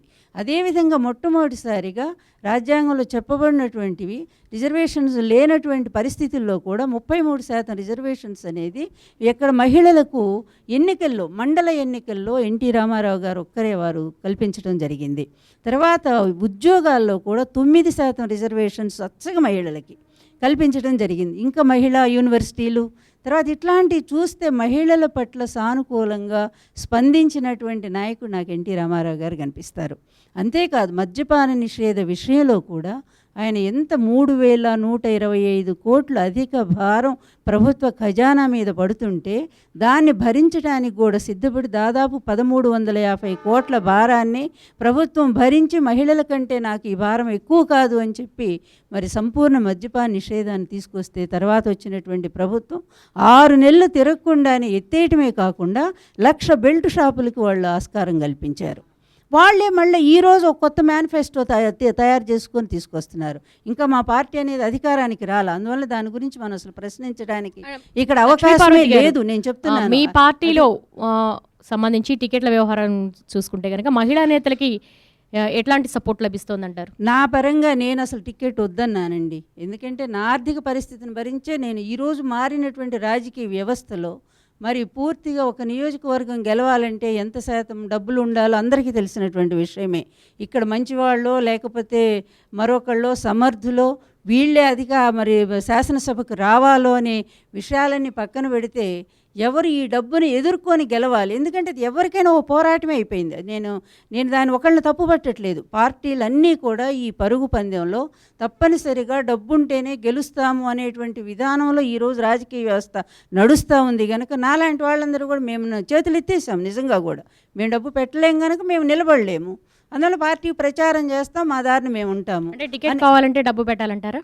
100% అది అందరూ ఒప్పుకోవాల్సినటువంటి అంశమేనమ్మా. ఇందులో ఏ విధమైన భేషజం లేదు. అందువల్ల నేను ఇంకొక విషయం కూడా చెప్తున్నాను. ఈ రాష్ట్రంలో కానీ ఈ దేశంలో కానీ ముఖ్యంగా దళితులు ఎంతో, మహిళలు అంతే రాజకీయాలకు వచ్చేసరికి. సొంత పార్టీలో ఉన్న మహిళా నేతలకే ఒక భరోసా ఇవ్వలేని నేతలు ఇక అట్లా కోట్లాది అనడానికి మంది లేదు. మహిళలకు ఏ విధమైన లేదు, భరోసా మీరు ఇస్తారు? అదే చాలా అది కానే కాదు. ఎందుకంటే ఇక్కడ ఇందాకే చెప్పాను నేను, తప్పనిసరిగా గెలవగలిగిన వాళ్ళందరూ, ఆ శక్తి ఉన్న వాళ్ళందరూ కూడా నిలబడుతున్నారు. అందులో కూడా వైకాపా కూడా చాలామంది మహిళలకు ఇచ్చింది సీట్లు. అలాగే టీడీపీ ఇస్తుంది, తర్వాత కాంగ్రెస్ ఇస్తుంది, మరో పార్టీ ఇస్తుంది. ఆ విషయంగా కాదు, శక్తి ఉన్నవాళ్ళు, డబ్బు ఉన్నవాళ్ళు మాత్రమే నిలబడగలుగుతున్నారు, లేదా ఆ స్త్రీని సపోర్ట్ వాళ్ళ భర్తలు పెట్టగలుగుతున్నారు. అట్లాంటి ఆస్కారం లేని దేవి వాళ్ళు గారు. నిలబడలేనటువంటి పరిస్థితి ఉంది. దేవి గారు. ఒక్క నిమిషం పేరుకు మాత్రం, ఎందుకంటే నాకు ఇప్పుడు కూడా రామ్ మనోహర్ లోహియా గారి మాట గుర్తొస్తూ ఉంటుంది. No civilization can survive itself in believes women's independence అంటారు ఆయన. మీ అందరికి గుర్తుండే ఉంటుంది. అందువల్ల అందరూ చాలా గొప్పగా చెప్తారు, మీ కాళ్ళ దగ్గర లేకపోతే మీ నెత్తి మీద వద్దు, మీ పక్క ఉంచండి చాలు మాకని చెప్పి స్త్రీలు కోరుకునేటువంటి ఆ అవకాశాన్ని ఇవ్వనటువంటి పరిస్థితి ఇప్పుడు కూడా 2014లోకి వచ్చి కూడా మనం ఇప్పుడు కూడా ఈ హక్కుల కోసం పోరాడుతున్నాం. మనం మన దేశమే కాదండి, ఈరోజు మనకి ఆసియా దేశాలు ఉండేటువంటి పశ్చిమాసియా దేశాలు, తర్వాత చైనా లాంటి దేశాలు, తర్వాత ఎందుకు ప్రపంచం మొత్తాన్ని ఆర్థిక వ్యవస్థను కంట్రోల్ చేస్తున్నటువంటి అమెరికా లాంటి దేశాల్లో కూడా ఈరోజు ఒక స్త్రీ ప్రెసిడెంట్ కాలేదు. ఎందువల్ల అంటారు? అదేవిధంగా యూరోపియన్ కంట్రీస్, మొత్తం ప్రపంచాన్ని ఏలినటువంటి యూరోపియన్ కంట్రీస్లో 1960 వరకు స్త్రీలకు ఓటు హక్కే లేదు. అంటే ఎప్పటికప్పుడు స్త్రీ తన పోరాటంతో ముందుకు పోతూ ఉంది, తను సాధించుకుంటా ఉంది తప్ప ఇక్కడ ఎవరో వచ్చి ఏదో సపోర్ట్ ఇచ్చి వాళ్ళని మాత్రం నిలబెట్టడం లేదు. ఇది వాస్తవమైనటువంటి విషయం. దేవి గారు, ఉమెన్ ప్రొటెక్షన్ సెల్స్ వద్దు, చేతికి సెల్స్ ఇస్తూ ఉంటున్నారు, ఎన్నికల హామీలు చూస్తున్నారు, అలాగే మేనిఫెస్టోలు కూడా మీరు చూస్తున్నారు, దాని మీద మీ కామెంట్ ఏంటి? మొట్టమొదటి విషయం, రాజకీయ పార్టీలన్నీ విమెన్ని, ఆడవాళ్ళని మేము కొన్ని ఇస్తే వీళ్ళు పుచ్చుకునేవాళ్ళు, అంటే మేము కొన్ని పారేస్తే వీళ్ళు ఏరుకునేవాళ్ళు. అంటే రిసీవర్స్గా చూస్తున్నారు తప్ప వీళ్ళని భాగస్వాములుగా కానీ సమానులుగా కానీ చూడలేదు. అందుకనే రాజకీయ పార్టీలు మీరు 60 ఏళ్ల స్వతంత్రంలో గమనిస్తే role of women in economic planning అనేది స్టడీ స్వతంత్రానికి ముందే జరిపినప్పటికీ, స్వతంత్రం వచ్చినాక అసలు ఫస్ట్ 3 సంవత్సరాల ప్లాన్లు ఆడవాళ్ళకి ఏం లేవు. ఆ తర్వాత కాలంలో ఒకళ్ళొక్కళ్ళు నెమ్మదిగా అందిపుచ్చుకున్నారు. ఎందుకంటే అప్పటి వరకు ఉన్న కాన్సెప్ట్ ఏంటంటే ఆడవాళ్ళకి ఓటు ఇవ్వడం అంటే మగాడికి రెండో ఓటు ఇవ్వడం అన్న దగ్గర మొదలైంది ఆర్గ్యుమెంట్. మొదలై మేము వాళ్ళకి ఇస్తున్నాం కదా కాబట్టి ప్లానింగ్ ప్రాసెస్లో అంతకుముందు మనం ఏమీ మాట్లాడినప్పటికీ ప్లానింగ్ ప్రాసెస్లో వీళ్ళకి పెద్ద భాగస్వామ్యం అక్కర్లేదని చెప్పి పక్కన పెట్టారు. అంటే ఫ్యామిలీ యాజ్ ఎ యూనిట్లో విమెన్కి అస్తిత్వం లేకుండా పోయింది మొదట్లో. ఇవాళ కూడా ఈ అస్తిత్వం అనేది ప్రశ్నార్థకంగానే ఉంది. రాజకీయ పార్టీల దృష్టిలో ఆడవాళ్ళకి అస్తిత్వం ఉందా అంటే లేదు అని చెప్పాలి చాలా స్పష్టంగా. అందుకనే ఈ 2 అంశాలు పెద్ద భ్రమలు కల్పిస్తున్న అంశాలు ఉన్నాయి. ప్రతి వాళ్ళు ఎంపవర్మెంట్, స్త్రీల సాధికారత గురించి మాట్లాడుతున్నారు. రామలక్ష్మి గారు అన్నట్టు బజ్వర్డా, లేకపోతే ఈక్వాలిటీ అనే దాని గురించి మాట్లాడకుండా ఉండటం కోసం ఎంపవర్మెంట్ని అడ్డం పెట్టుకుంటున్నారా? ఎంపవర్మెంట్ అనేది ఒక ప్రాసెస్సా? ఈ ప్రాసెస్ పట్ల ప్రభుత్వాలకు ఉండే స్పష్టత ఏంటి, సామాజికంగా ఉండే స్పష్టత ఏంటి? ఇది పెద్ద ప్రశ్నించాల్సిన అవసరం. ప్రతి మేనిఫెస్టోలో ఎంపవర్మెంట్ అనేది పెట్టేశారు. ఇదేంటి? ఎవరి నుంచి పవర్ తీసుకుని ఆడవాళ్ళకి ఇస్తారు మీరు? ఈ పవర్ ఏదైతే ఉందో, పవర్ అంటే అధికారం, ఈ ఆడవాళ్ళ అధికారానికి సమానత్వానికి ఉండే డైరెక్ట్ సంబంధాలు ఏంటి? వీటి గురించి ఏ రాజకీయ పార్టీ అయినా మాట్లాడుతుందా? మాట్లాడితే వాళ్ళు కూలిపోతారు, చాలా స్పష్టంగా చెప్తున్నా. వాళ్ళ అధికార పీఠాలు కదిలిపోతాయి. అందుకని సమానత్వం గురించి మాట్లాడకుండా ఈ ఎంపవర్మెంట్ అనే ఒక భ్రమ పదార్థం ఎవరికి అర్థం కాని పట్టుకొని వేలాడుతున్నారు. మేనిఫెస్టోల్లో మీరు సాధికారత ఎంతవరకు ఇస్తారు, సమానత్వం గురించి మీకు అవగాహన ఉందా లేదా పక్కన పెడదాం. అవగాహన ఉండి ఏవో ఎగ్గొడుతున్నారేమో కూడా నేను చెప్పలేను. ఎందుకంటే ఆడవాళ్ళకి అధికారం ఇస్తే కుటుంబాలు నాశనం అయిపోతాయి అనే వాదన మనకి నరనరాల్లో జీర్ణించుకుపోయి ఉన్నాం. కాబట్టి నేను అడుగుతుంది, మీరు సాధికారత చేస్తారా ఇంకోటి చేస్తారా అడగట్లేదు. 2-3 అంశాలు కీలకంగా ఈ ఎన్నికల్లో మనం మాట్లాడాల్సిన అవసరం ఉంది. మౌలిక సదుపాయాలు ఏవైతే ఉన్నాయో, మనుషులుగా బతకడానికి అవసరమైన కనీస సౌకర్యాలు ఏవైతే ఉన్నాయో అవి మీరు ఆడవాళ్ళకి అనే పదం ఎందుకు వాడుతున్నా అంటే, అందరికంటే ఎక్కువగా బాధపడేది ఆడవాళ్ళు, బానిసల్లాగా బాధపడేది ఆడవాళ్ళు. అయితే ఇక్కడ ఒక విషయం స్పష్టంగా చెప్పదలుచుకున్నాను. మీరు నేను అసమానత్వాన్ని, వివక్షతని ఎదుర్కోవచ్చు, కానీ మనం ఎదుర్కొనే సమస్య ఒక గిరిజన మహిళ ఎదుర్కొనే సమస్య ఒకటి కాదు. మనం ఎదుర్కొనే వివక్షత ఒక దళిత మహిళ ఎదుర్కొనే, గ్రామీణ దళిత మహిళ ఎదుర్కొనే సమస్య ఒకటి కాదు. ఈ నేపథ్యంలో మనం దీన్ని కనుక అర్థం చేసుకుంటే, ఒకటి మౌలిక సదుపాయాలు మీరు ఎంతవరకు కల్పిస్తున్నారు? మౌలిక సదుపాయాలు అనేది మీకు నాకు పెద్ద సమస్య కాదు. నీళ్లు కానీ, లేకపోతే ఆరోగ్యానికి సంబంధించిన అంశాలు కానీ, లేకపోతే చదువు, చిన్న పిల్లలకి చదువుకు సంబంధించిన మధ్యతరగతికి పెద్ద ఇష్యూ కాదు అది. ఇవాళ పెట్టేసుకుని ఇంగ్లీష్ మీడియం ప్రైవేట్ పంపించేసి బతుకుతారు. కానీ ఒక గ్రామీణ ప్రాంతంలో ఉండే మహిళ తన బిడ్డను చదివించుకోవాలంటే అమ్మాయి పరిస్థితి ఏంటి, నువ్వు కల్పిస్తున్న సదుపాయాలు ఏంటి, దానికి నిర్దిష్టంగా నువ్వు ఇస్తున్న హామీలు ఏంటి? ఏ మేనిఫెస్టో చూడండి కనపడదు, నిర్దిష్టత ఉండదు. అంటే ఖచ్చితంగా నేను ఈ ప్లాన్ ప్రకారం నేను ఇది చేస్తాను, నేను అధికారంలోకి వస్తే 5 ఏళ్ల కాలంలో ఇది సాధిస్తాను అనే నిర్దిష్టత ఈ 3 రంగాల్లో కనపడదు. 12వ ప్రణాళిక రాబోతోంది ఆరోగ్యం గురించి. దీంట్లో మేము ఆడవాళ్ళకి సంబంధించి చాలా పెద్దపేట వేసామని చెప్తున్నారు. రామలక్ష్మి గారు prenatal and post natal care గురించి మాట్లాడారు. ఎక్కడా కూడా మనకి ఇప్పటి వరకు గవర్నమెంట్ ఆసుపత్రుల్లో కానీ, ప్రైవేట్ ఆసుపత్రుల్లో కానీ పోస్ట్ నేటల్ కేర్ అనే కాన్సెప్టే లేదు. ఎవడి మేనిఫెస్టోలో కూడా అది కనపడదు, ఎవరి మేనిఫెస్టోలో కూడా అది కనపడదు. తర్వాత ఇంత సైలెంట్గా విమెన్కి సంబంధించిన ఎకనామిక్ కాంట్రిబ్యూషన్కి సంబంధించి ఇంత సైలెంట్గా ఉండడం ఒకటే కాదు, దుర్మార్గమైన విషయం ఏంటంటే ఏ రంగంలో మహిళలకు మనం ఇవ్వాలి, ఎందుకు వాళ్ళకి వెల్ఫేర్ స్కీమ్స్ ఇస్తున్నారు మీరు, ఇవ్వండి, నేను కాదంట్లా, కొన్ని రాయితీలు తప్పనిసరిగా ఇవ్వాలి. కానీ రాయితీలు ఎందుకు ఇవ్వాలి? రాయితీలు అవసరం లేకుండా ఉండేందుకోసం ఇవ్వాలి. రాయితీలు అవసరం లేకుండా ఉండాలంటే ఏం చేయాలి? వాళ్ళు ప్రైమరీ రంగం ఏదైతే ఉందో, ప్రాథమిక రంగం ఎక్కడైతే విమెన్ పనిచేస్తూ ఉన్నారో, ఈ రంగానికి సంబంధించిన మౌలిక సదుపాయాలు, వాళ్ళ ఎంప్లాయ్మెంట్కి సంబంధించిన సదుపాయాలు కల్పించకుండా ఈ మేనిఫెస్టోలో చెత్త నింపుతున్నారు, అంతకంటే ఏం లేదు. ఎంత చెత్త నింపుతున్నారంటే అగ్రికల్చరల్ సెక్టార్లో 65% నుంచి ఇవాళకి వచ్చేసరికి 70% విమెన్ పెరిగారు. విమెన్ అగ్రికల్చరల్ సెక్టార్లో విమెన్ ఎంప్లాయ్మెంట్ పెరిగిందంటే దాని అర్థం మగవాళ్ళు మైగ్రేట్ అవుతున్నారని.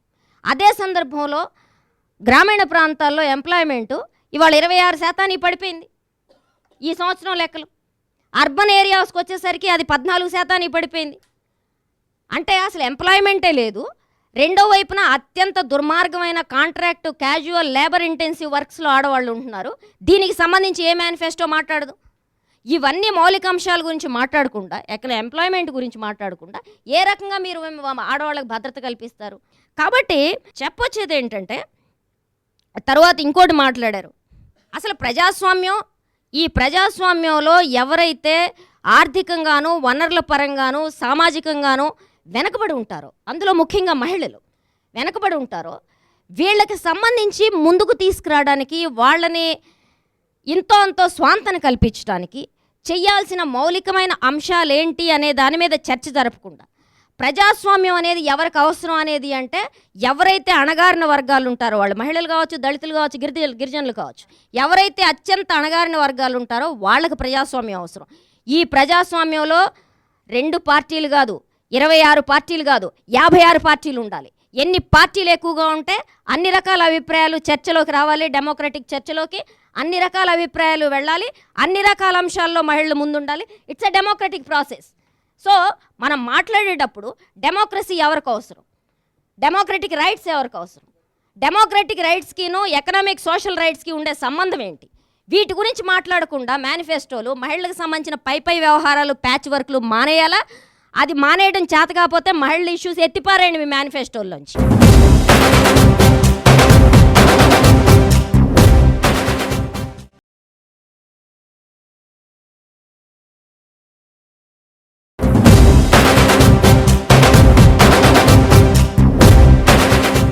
లక్ష్మి గారు, గతంలో ఇచ్చిన హామీలకే దిక్కులేదు, ఇప్పుడు ప్యాచ్ వర్క్ చేసిన మేనిఫెస్టోలో ముందుకు వస్తున్నారు.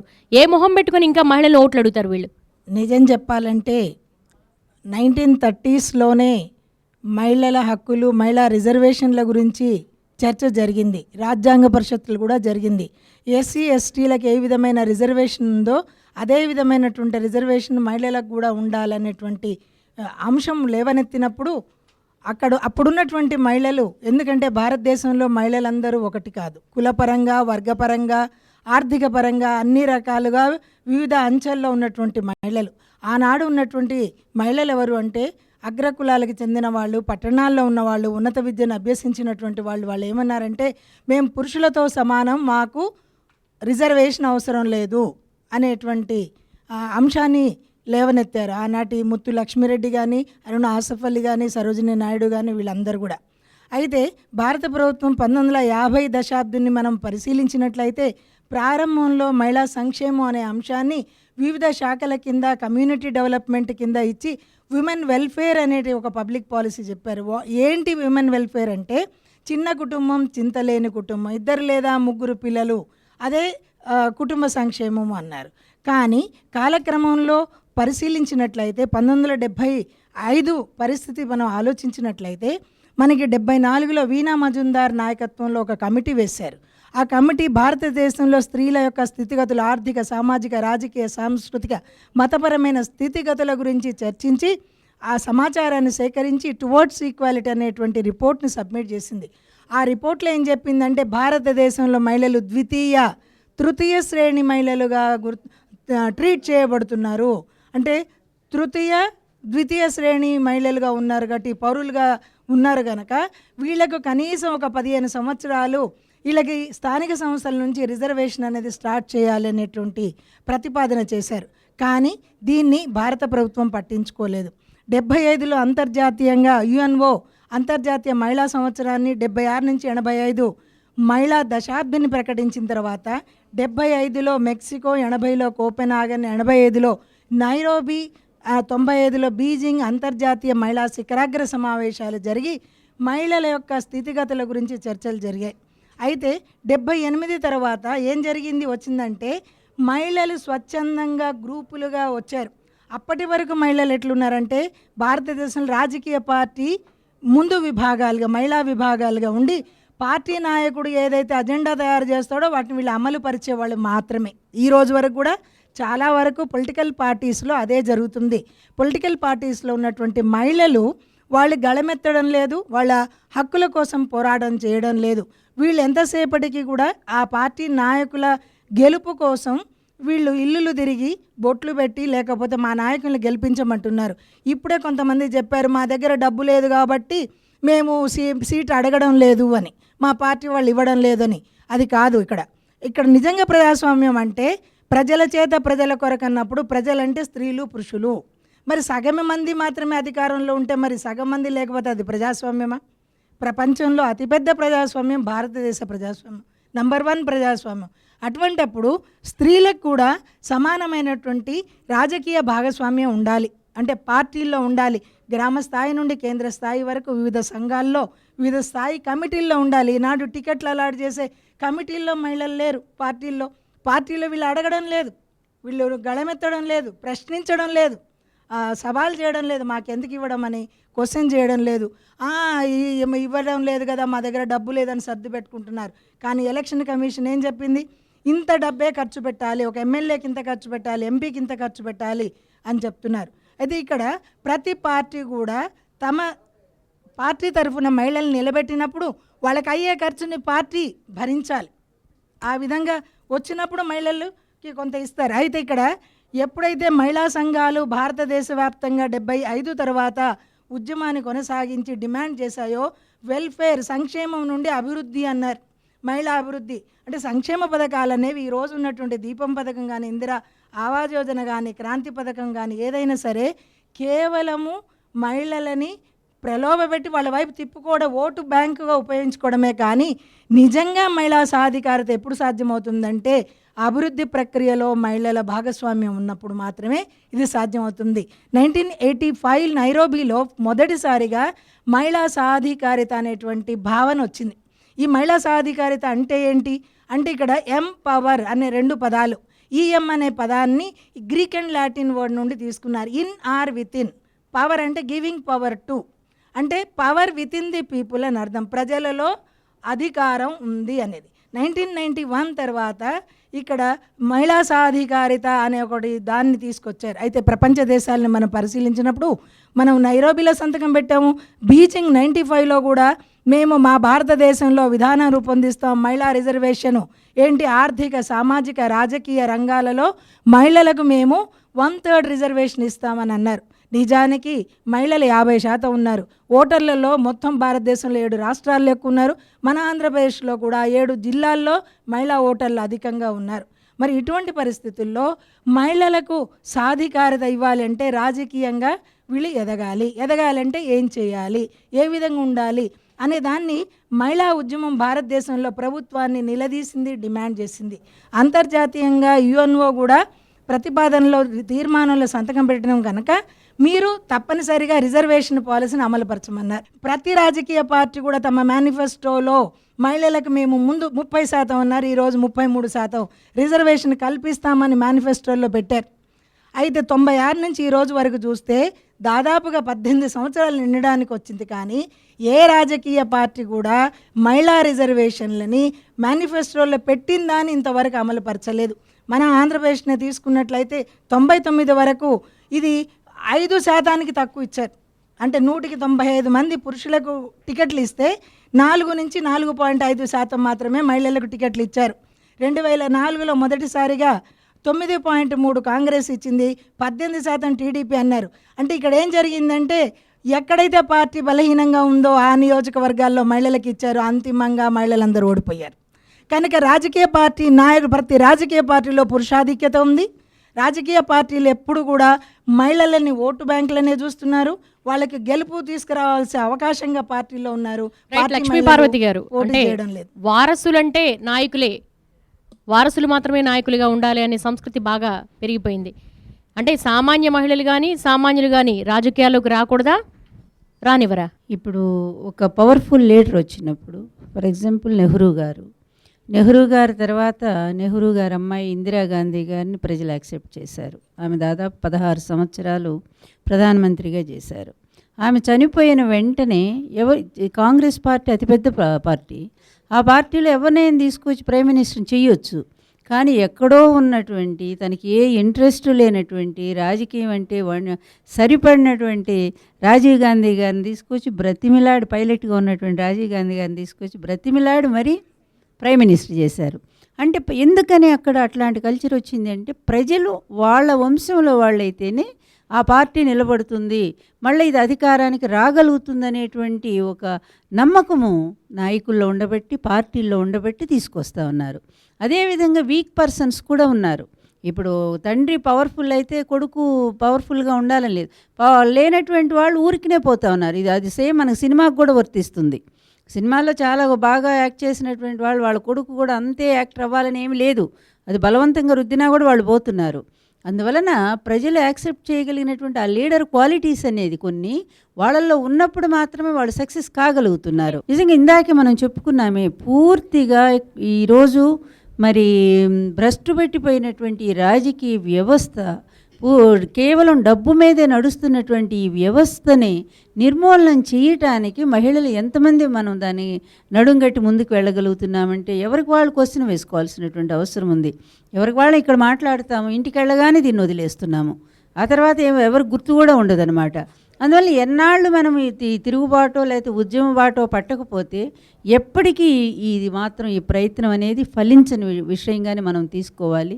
అదేవిధంగా మహిళలు సాధిక, ఇందాక దేవి గారు చెప్పారు అనేక విషయాల్లో అసలు మేనిఫెస్టోలో ఏమున్నాయని చెప్పి, కానీ ఆలోచించి చూస్తే మనకి స్వాతంత్రం వచ్చిన దగ్గర నుంచి క్రమేపీ ప్రతి సంవత్సరం కూడా మహిళలకు సంబంధించినటువంటి అనేక అంశాల్లో వాళ్ళకి కల్పించేటువంటి వెసులుబాటులో నాకు తెలిసి మహిళలకు ఇళ్ల స్థలాలు ఇవ్వటం దగ్గర నుంచి, ఇళ్ళు వాళ్ళ పేరుతో ఇవ్వటం దగ్గర నుంచి, అదేవిధంగా కార్డులు ఇవ్వటం దగ్గర నుంచి, తర్వాత వాళ్ళ కూలీ రేట్లు పెంచడం దగ్గర నుంచి, తర్వాత ఇంకా అనేక విషయాల్లో కూడా, తర్వాత డ్వాక్రా గ్రూప్స్, పొదుపు సంఘాలు వాళ్ళకి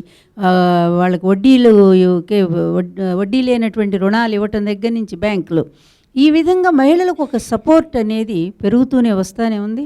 ఈ మధ్య కూడా భారత ప్రభుత్వం నిర్ణయం తీసుకుంది, ఇది పనికి ఆహార పథకము, తర్వాత జాతీయ ఉపాధి హామీ కల్పన, దాని క్రింద కూడా మహిళా కూలీలకి చాలా ఎక్కువ శాతం వాళ్ళు పెంచడం జరిగింది. అవన్నీ కూడా మనం కంపేర్ చేసి చూసుకోవాల్సినటువంటి అవసరం కూడా ఉంది. ఒకనాటికి ఈనాటికి చాలా తేడాలు మాత్రం వస్తూనే ఉంది.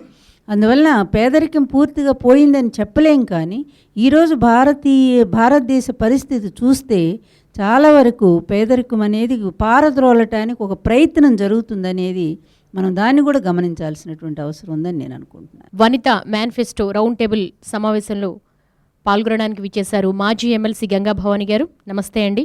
గంగాభవాని గారు, 2010లో రాజ్యసభ ఆమోదించిన బిల్లును లోక్సభ నిర్ద్వంద్వంగా నెట్టేసింది, మహిళా బిల్లు. ఇంకా మోక్షం లభించలేదు. ఈసారి మీరు మహిళల్ని ఓట్లు ఏ విధంగా అడగాలనుకుంటున్నారు? ఏ మేనిఫెస్టోతో ముందుకెళ్ళాలనుకుంటున్నారు? అంటే లోక్సభ స్పీకరు మహిళ ఉండి, ప్రతిపక్ష నాయకురాలు సుష్మా మహిళ ఉండి, సరే మా యూపీ చైర్పర్సన్ ఉండి చిత్తశుద్ధితో మేము రాజ్యసభలో కాంగ్రెస్ పార్టీ మేము ఆమోదింపు చేసుకున్నాము. డిసైడింగ్ దాంట్లో ప్రధాన పాత్రలో మహిళలను కూడా ఇదివరకు ప్రెసిడెంట్ ఆఫ్ ఇండియా మన ప్రతిభా పాటిల్ గారు కూడా ఉన్నారు. మొన్న రాష్ట్ర విభజనలో మాత్రం సుష్మా గారు ఎంతో యాక్టివ్ రోల్ తీసుకుని దానికి నిమిషాల్లో ఒక రాష్ట్రం 2 ముక్కలు చేయగలిగారు మేడం. రాజ్యాంగ విరుద్ధమైన బిల్లులో ఏకాభిప్రాయం ఉంది కానీ వస్తుంది. మహిళా బిల్లుని పాస్ చేయడంలో మాత్రం ఏకాభిప్రాయం లేదు. ఎక్కడ ఉంది లోపం? ఒక మహిళ ఉండి దాదాపు 120 కోట్లు 60 కోట్లు మహిళలు ఉన్న మాకు కావాల్సినది మాత్రం ఆమె కూడా మహిళ ఉండి కూడా దీనికి అంత ఉత్సాహం చూపించకపోవడం శోచనీయం. ఇప్పుడు దీంట్లో అందరు భాగస్వామ్యం, నేను మాది కాదని అనట్లేదు, అందరిది కూడా వేరే విషయాల మీద ఎన్నో బిల్లులు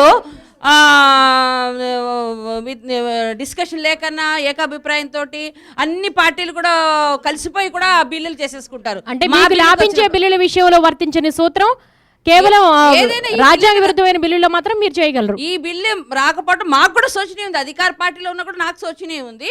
కాబట్టి ఇప్పటికన్నా సరే ఎవరిది పాపం అని మనం ఒకళ్ళ మీద ఒకళ్ళు చేసుకునే కన్నా ఈసారైనా సరే 2014 ఎన్నికల తర్వాత వచ్చే లోక్సభలో కూడా ఈ బిల్లుకి మోక్షం కలిగించాలని మనసావాచ కోరుకుందాం. ఎందుకంటే మీ మీద అందరి మీద దుమ్మెత్తుకుని పోసుకునే బదులు అందరు ఇప్పుడు తప్ప అందరిదే అన్నా, నేను ఒకళ్ళది అనట్లేదు కదా, తిలా పాపం తలా కొంత అందరిది ఉంది. కాబట్టి ఈసారి కూడా తప్పకుండా చేయాలని ఇప్పుడు నేను అనేది ఏంటంటే, మనం మహిళలు మాత్రం నా అభ్యర్థన ఏంటంటే, రాజకీయాల్లో ఉన్నాము, ఎలాగైతే లోకల్ బాడీలో 50% ఇచ్చారు, 33% ఇస్తే అసలు మహిళలు ఉంటారా అన్నారు. ఈలోగా 50 ఇచ్చినా కూడా ఇంకా దానికన్నా ఎక్కువ ఇస్తున్నారు. 5% చాలా చోట్ల ఎక్కువ ఇచ్చారు. ఎలాగంటే మా మీద ప్రేమకి ఇవ్వలేదు. అక్కడ గతంలో ఉన్న జెడ్పీటీసీ ఆమె అయితేనే నెగ్గుతుందని సర్వే వల్ల మళ్ళీ ఆమెకే జనరల్ సీట్ అని ఇవ్వడం జరిగింది. ఆ స్థాయికి మహిళలు వెళ్ళారు. అంటే లోకల్ బాడీలో దాదాపు 60% వచ్చారు. ఈ రేపొద్దున ఈ 33% మనకి అసెంబ్లీలో పార్లమెంట్లో పెట్టినా కూడా చాలా మంది నవ్వుతా, 30 ఎందుకమ్మా, 33 ఎందుకు, 50 తీసుకోండి. మనల్ని ఎన్నిసార్లు మగవాళ్ళు అంటారు 50 తీసేసుకోండి అమ్మా, మీరు తీసేసుకోండి, మేము ఇంట్లో వండుతాం, హేళన అనమాట, మమ్మల్ని హేళన చేస్తారు. కానీ తప్పకుండా ఆ రోజు రావాలని మనసావాచ కోరుకుందాము. ఈ పార్టీ ఆ పార్టీ కాదు, మహిళలందరూ ఐక్యంగా పోరాడితేనే ఇది సాధ్యమవుతుంది. కానీ మనం తేవటం వరకే మనది, మళ్ళీ వచ్చాక అది ఎంతమందికి రియల్ ఫీల్డ్లో ఉన్న వాళ్ళకి వస్తున్నారో అది తర్వాత విషయం. ముందు దాని గురించి మనం బాధపడద్దు. కానీ తర్వాత మాత్రం అన్యాయం మాత్రం ఈ ఫీల్డ్లో ఉన్న సిన్సియర్గా కష్టపడి ఒక సిద్ధాంతాన్ని కష్టపడి పోరాడే మహిళలకు మళ్ళీ ఆ ఫలాలు అంత తొందరగా రావు. గంగాభవన్ గారు, టికెట్ల విషయానికి వస్తే మీ పార్టీలో మహిళలకు ఎటువంటి ప్రాధాన్యత ఇస్తున్నారు? ఏ పార్టీ అయినా తక్కువే ఇస్తుందండి, సూక్ష్మంలో మోక్షం. కాబట్టి మా పార్టీలో చాలా బాగా ఇచ్చారు. ఎలాగంటారా, ఒక మహిళా పీసీసీ అధ్యక్షురాలు ఉంటే చాలా బాగుంటుంది. ఎందుకంటే ఎక్కువ పార్టీలు మగవాడే పీసీసీ అధ్యక్షుడు ఉంటాడు. కానీ మా దగ్గర మాత్రం షీలా దీక్షిత్ కానీ, రాజస్థాన్ గిరిజా వ్యాస్ కానీ, ప్రభా ఠాగూర్ అని, మహారాష్ట్ర పెద్ద పెద్ద స్టేట్లకి, ఇండియాలో పెద్ద స్టేట్ యూపీకి రీటా బహుగుణ ఇచ్చారు. అప్పుడు గణనీయంగానే మహిళలకు వచ్చినాయి. ఇప్పుడు కూడా మన సెంటర్ మనుషులు కూడా మన స్టేట్కి, మొత్తం ఇండియాది వదిలేసి మన స్టేట్లో కూడా మనకి 3 సెంటర్ మంత్రులు ఇవ్వటం జరిగింది. అందులో ఇద్దరు ఎలాంటి బ్యాక్గ్రౌండ్ లేని పిల్లి కృపారాణి, పనపాక లక్ష్మి గారికి, సశక్తితో వచ్చిన వాళ్ళకి, బీసీ ఎస్సీ వాళ్ళకి కూడా ఇవ్వటం జరిగింది. ఈ మాత్రమన్నా ఫలాలు కాంగ్రెస్ పార్టీలో దక్కినాయి. నేను పార్టీ వాజీగా గొప్ప పొగట్టం అని కాదు, ఈ మాత్రమన్నా వచ్చినాయి. కాదంటే ఇప్పుడు సుష్మాకు కూడా లోక్సభ ఇచ్చారు, హార్టీ వెల్కమ్. అంత మంచి పెద్ద పోస్ట్ ఒక మహిళకి ఇచ్చారు సుష్మా గారికి, ఇది సంతోషిస్తున్నాం. కాబట్టి ఎవరైనా మహిళలు కష్టపడటం ఏంటంటే సీట్లు ఎక్కువ వస్తేనే కష్టపడతారు. అంటే పురుషులు కీలక పదవుల్లో ఉండడం వల్ల మహిళలకు అంతగా ప్రాతినిధ్యం రావడం లేదు అంటారా మీరు? డెఫినెట్ అండి, వాళ్ళు ఇవ్వరు. ఇంకోటి ఏంటంటే రాజకీయాలు ఎలాగైపోయినాయి అంటే, డబ్బులు ఉంటేనే మామూలు వెళ్ళింది అనుకోండి, నీకు ఎన్ని కోట్లు పెట్టుకుంటావు, నువ్వు కోట్లు పెట్టుకోగలుగుతావు, అయ్యో నీ వల్ల కాదంటారు. అదే ఇంకో మహిళ వస్తుంది, భర్త ఉంటాడు, ఆమె వెనకాల ఉండి నడిపిస్తాడు, ఎన్ని కోట్లు అన్న ఆమె డమ్మీ పాపం అనకూడదు. కానీ XYZ చాలా మంది డమ్మీ పాపం, భాష రాదు, ఏమి చేయలేరు. భర్త ఉంటాడు, నేను పెట్టుకుంటాను మా భార్యకి 5 కోట్లు కాదు 10 కోట్లు, నో ప్రాబ్లం అంటాడు. ఆయన దందా ఏది ఉంటుందంటే ల్యాండ్ గ్రాబరో ఏదో ఉంటుంది బ్యాక్గ్రౌండ్. అట్లాంటి వాళ్ళే కదా 10 కోట్లు పెట్టేసి వెళ్ళిపోయి దీంట్లో. ఎందుకంటే 10 కోట్లు సంపాదించి అంత ఏం ఉండదండి. 5 ఏళ్ళు అసెంబ్లీ అంటే సిన్సియర్గా చేసి ఏం రూపాయి రాదు, మన డబ్బులు ఖర్చు అవుతాయి తప్ప. సో మీరంతా ఇక్కడ ఉన్న మహిళా నేతలంతా ఒప్పుకుంటారు కేవలం సీట్లను ఓట్లను కొంటుంది కేవలం డబ్బే అని. దేవి గారు చెప్పండి, అంటే 40 కోట్లు పెట్టి ఒక టికెట్ కొనుక్కున్న వాళ్ళు ఏమాత్రం ప్రజాసేవ చేస్తారు? 40 కోట్లు పెట్టి పార్టీ దగ్గర నుంచి కొనుక్కుంటారా, 50 కోట్లు పెట్టి కొనుక్కుంటారా, పార్టీ నాయకులకి ఎవరెవరికి లంచాలు ఇస్తారో అది నేను మాట్లాడలేదు. కానీ చాలా పొరపాటు అభిప్రాయం ఏంటంటే, ప్రజలు డబ్బులు బట్టే ఓటేస్తారంట. అది ప్రజల్ని చాలా అవమానపరచడం, ఓటర్లను చాలా అవమానపరచడం. భారతదేశ ఓటరు వ్యవస్థ అంత దిగజారి లేదు. నాయకత్వం దిగజారిన, రాజకీయ నాయకత్వం, ఓటర్లు అంత దిగజారలేదు కాబట్టే ప్రతిసారి ఎన్నికల్లో వాళ్ళ బెటర్ జడ్జిమెంట్ని వాళ్ళు చూపించగలిగారు.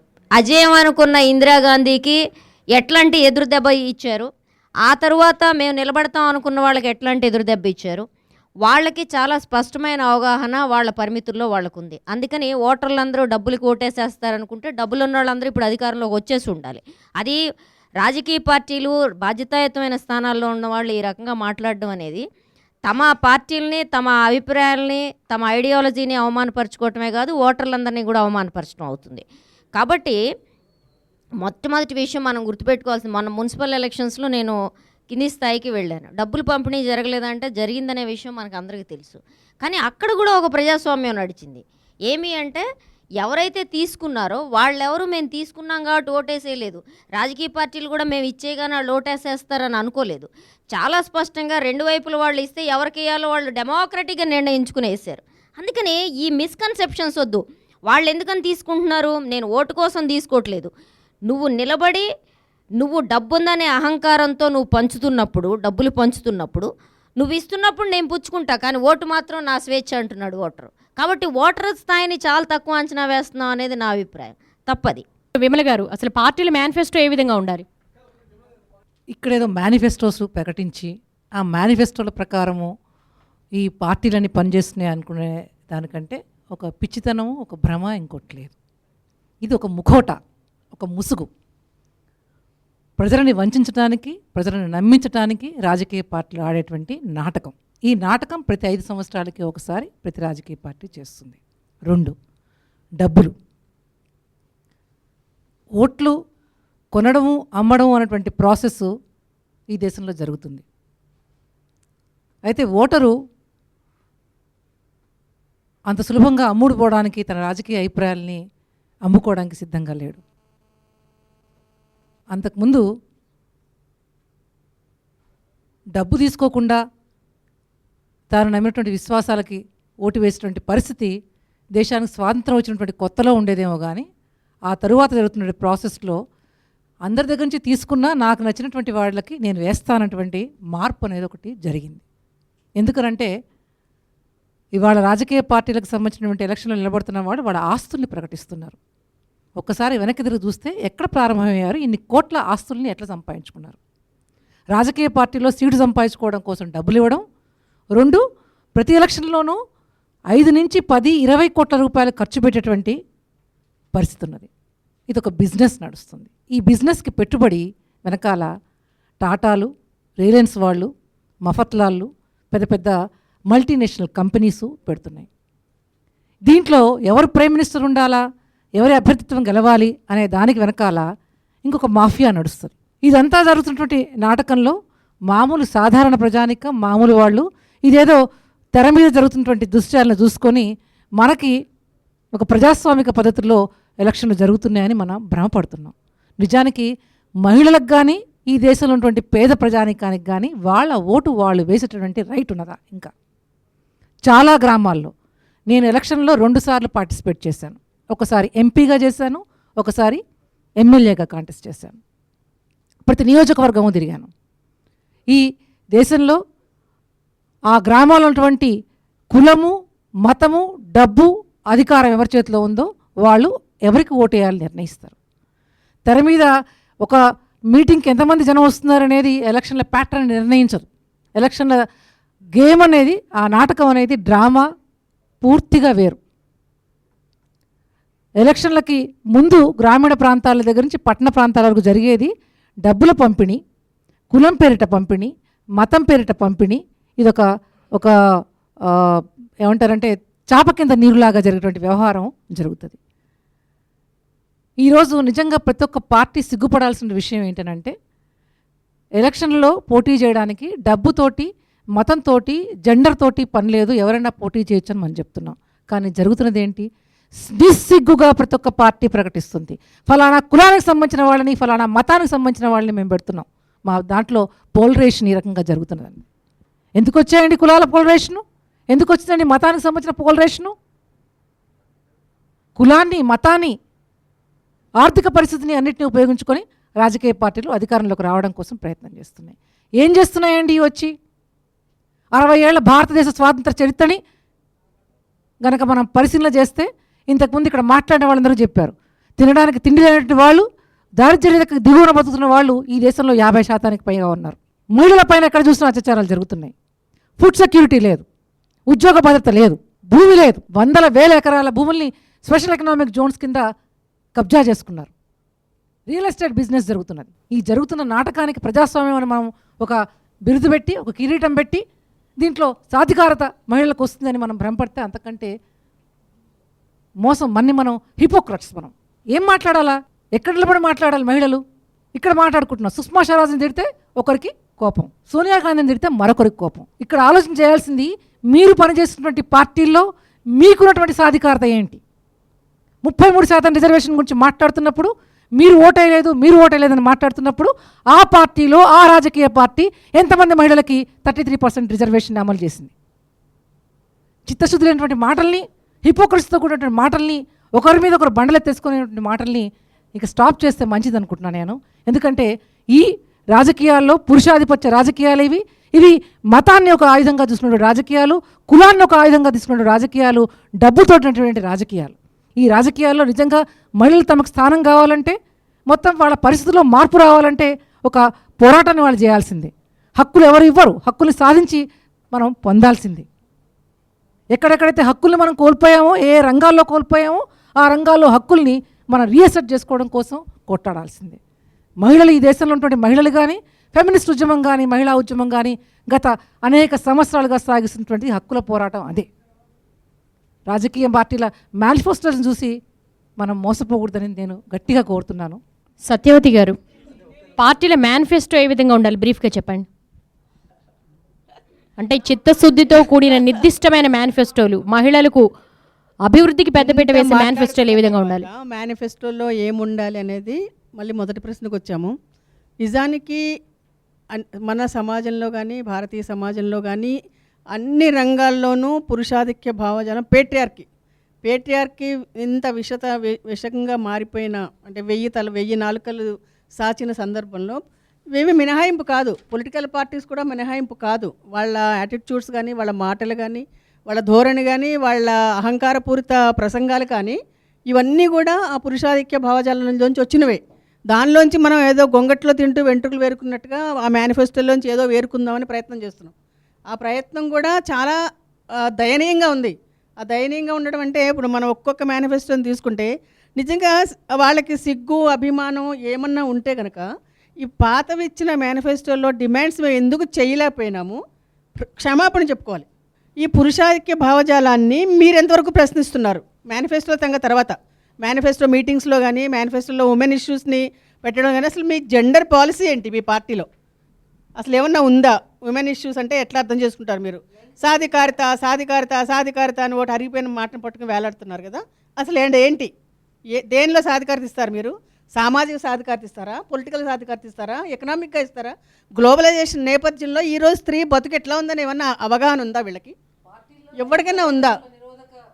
కమిటీ ఉందా? సెక్షువల్ హెరాస్మెంట్ కమిటీ బిల్ తెచ్చుకున్నాము, అసలు ఎవరికైనా తెలుసా? ఓ చట్టం వచ్చింది. ఈ గ్లోబలైజేషన్ నేపథ్యంలో ఇంత డిస్ప్లేస్మెంట్ జరుగుతుంది. ఇన్ని వేల ఎకరాలు లాక్కుని స్త్రీలు ఈరోజు రోడ్లను పడి నగరాలకు వచ్చి బతుకుతున్న నేపథ్యంలో ఈ విపరీతమైన హింస జరుగుతుంది. విపరీతంగా మానవ అక్రమ రవాణా జరుగుతుంది. స్త్రీలు ఈరోజు ఇప్పుడు మనం మాట్లాడుతున్న సందర్భంలో చాలామంది స్త్రీలు అక్రమ రవాణాకి గురవుతున్నారు. ఇవన్నీ ఎందుకు మాట్లాడరు? మీరు ఏంటి మాట్లాడుతున్నారు? PCPNDT యాక్ట్ వచ్చి ఎన్ని రోజులైంది? యాక్ట్లో మీరు రోజు ఇప్పుడు మనం మాట్లాడుకున్న టైంలో కూడా ఆడపిండాల్ని చంపి పారేస్తున్నారు. 50 లక్షల ఆడపిండాల్ని చంపేసుకున్న దేశం ఇది, దరిద్రకొట్ట దేశం. ఏం మాట్లాడుతున్నారు మీరు? మీరు అన్ని పెద్ద చెప్పుకుంటారే. ఈ విషయాలు అంటే గర్భంలోంచి మొదలైన వివక్ష గురించి కానీ, తర్వాత ఎదుగుతున్న క్రమంలో ఆడపిల్ల ఎదుగుతున్న క్రమంలో ఎదుగుతున్న వివక్ష గురించి కానీ, రామలక్ష్మి గారు చెప్పారు తిండి లేకపోవడం గురించి కానీ, విద్య లేకపోవడం గురించి కానీ, ఇవన్నీ మీరు ఎప్పుడన్నా అసలు చర్చించారా మీ పార్టీ దాంట్లో? మేనిఫెస్టో సంగతి ఆ తర్వాత చూసుకుందాం. అది చాలా పెద్ద భ్రమ. తను చెప్పినట్టుగా ఇదో పెద్ద నాటకం, 5 ఏళ్లకోసారి వేసే నాటకం. రసరమ్యంగా గ్రామాల్లోనూ వేస్తే మనం ఎట్లా అని నోరిప్పుకుని చూసే నాటకాన్ని, దానిలో మనము ఈ మేనిఫెస్టోలోంచి చిన్న దాన్ని లాక్కుందామా, ఏముంది ఇందులో మనకి, ఏమన్నా ఇచ్చారా చచ్చారా అని అనుకుంటున్నాం. వాళ్ళకి రక్షణ లేదు, భద్రత లేదు, చదువు లేదు, ఆరోగ్యం లేదు, అన్నింటే వివక్ష. రైట్. పద్మజారెడ్డి గారు మీరేమంటారు? అంటే ఇంకా ఈ డ్రామాల మధ్యలోనే మహిళల్ని మాయపుచ్చుతూ మరోసారి అధికారం చేపట్టాలనుకున్న పార్టీలు ఇక్కడికైనా చిత్తశుద్ధితో కూడిన మేనిఫెస్టోని అమలు చేస్తారా? అంటే ఒక రాజకీయ పార్టీల వ్యక్తి నిర్మాణం అనేది జరగాలి. అయితే ఈరోజు భారతీయ జనతా పార్టీ మా పార్టీలో జరుగుతున్నటువంటి విషయాన్ని ఒక్కసారి ఆలోచన చేసినట్లయితే మేము అంటే 3 టర్ముల నుంచి 3 సంవత్సరాలకు ఒకసారి ఎన్నిక జరుగుతుంది. గత 4 టర్ముల నుంచి కూడా మేము మా పార్టీలు ఇచ్చేటువంటి గ్రామ స్థాయి నుంచి మండల స్థాయి నుంచి అఖిల భారత స్థాయి వరకు రిజర్వేషన్ అనేది పార్టీ పోస్టులో 33% రిజర్వేషన్ అనేది ఆల్మోస్ట్ మేము ప్రతిసారి కూడా అంటే ఒక కమిటీ వేయాలంటే 33% మహిళా రిజర్వేషన్స్ ఇచ్చి ఈరోజు కమిటీలు ఇస్తున్నాం. అంటే దానివల్ల ఏం జరుగుతుందంటే పార్టీ పరంగా వ్యక్తి ఒక మహిళ వచ్చి డైరెక్ట్ టికెట్ తీసుకున్న దానికంటే ఈరోజు ఒక మహిళ పార్టీలో పనిచేసిన తర్వాత ఆ పార్టీ విధి విధానాలను రూపొందించిన తర్వాత ఆ పార్టీలో ఒక గ్రామ స్థాయి నుంచి రాష్ట్ర స్థాయి దాకా జాతీయ స్థాయి దాకా పనిచేసిన తర్వాత ఆమె గనక అధికారంలోకి అంటే ఒక ఎమ్మెల్యేగా కాంటెస్ట్ చేసినా, ఒక ఎంపీగా కాంటెస్ట్ చేసినా, ఒక జెడ్పీటీసీ కాంటెస్ట్ చేసినా, ఒక గ్రామ అధ్యక్షురాలుగా అంటే గ్రామ సర్పంచ్ కాంటెస్ట్ చేసినా కూడా ఆమెకు అవగాహన అనేది చక్కగా ఉంటుంది అన్నటువంటి ఆలోచన విధానంతో భారతీయ జనతా పార్టీ 33% రిజర్వేషన్లు ఇవ్వడం జరిగింది. అదే జరుగుతుంది ఈరోజు అసెంబ్లీ ఎన్నికల్లో, పార్లమెంట్ ఎన్నికల్లో కూడా. అంటే ఎంత ఎక్కువ వీలైతే అంత ఎక్కువ మహిళలకు సీట్లు ఇవ్వడానికి సరే అంటే ఇందాక మన సోదరి మండలందరూ మాట్లాడినట్లు 33% రిజర్వేషన్లు అయితే జరగలేదు. కానీ ఈరోజు ఎక్కడెక్కడైతే అవకాశం ఉంటే అక్కడ ఖచ్చితంగా మహిళలను పోటీలకు దించడానికి కూడా ఈరోజు భారతీయ జనతా పార్టీ ప్రయత్నం చేస్తుంది అన్నట్లు. అంటే ఈరోజు అంటే పార్టీలను గురించి మనం ఏదో అంటే గొప్పగా చెప్పుకోవడం కాదు, తేలిగ్గా తీసిపారేయడం కాదు, నిజాలుగా ఈరోజు ఒక వ్యక్తిని నిర్మాణం చేసి ఇప్పుడు ఈరోజు ఉన్నటువంటి మహిళను నిర్మాణం చేయాల్సినటువంటి అవసరం ఉంది కనుక ఆ విధంగా తీసుకొని రావడం అనేది కూడా జరుగుతుంది. మహిళల రక్షణకు సంబంధించి ఎటువంటి చర్యలు లేవు, కానీ శిక్షలు అయితే ఉన్నాయి. అంటే అమెరికా తరహా రక్షణ చర్యల్లో ఇంకా ఎందుకు మనం వెనుకబడి ఉన్నాం? ఉదాహరణకి రాజకీయ పార్టీలు ఎన్నికల్లో మద్యం పంపిణీ చేసేది వాళ్ళే, డబ్బులు పంపిణీ చేసేది వాళ్ళే, అన్ని రకాల పంపిణీ చేసేది వాళ్ళే.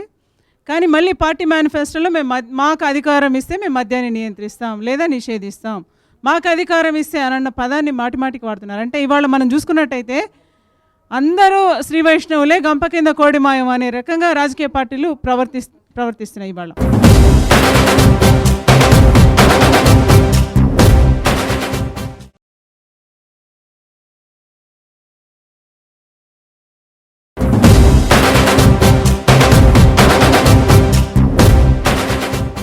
గజానని గారు, అంటే బాలికా విద్యను ప్రోత్సహించకుండా మహిళాభ్యుదయానికి వాళ్ళు ఏం పెద్దపీట వేయకుండా ఏ విధంగా సాధికారత సాధిద్దాం అనుకుంటున్నారు?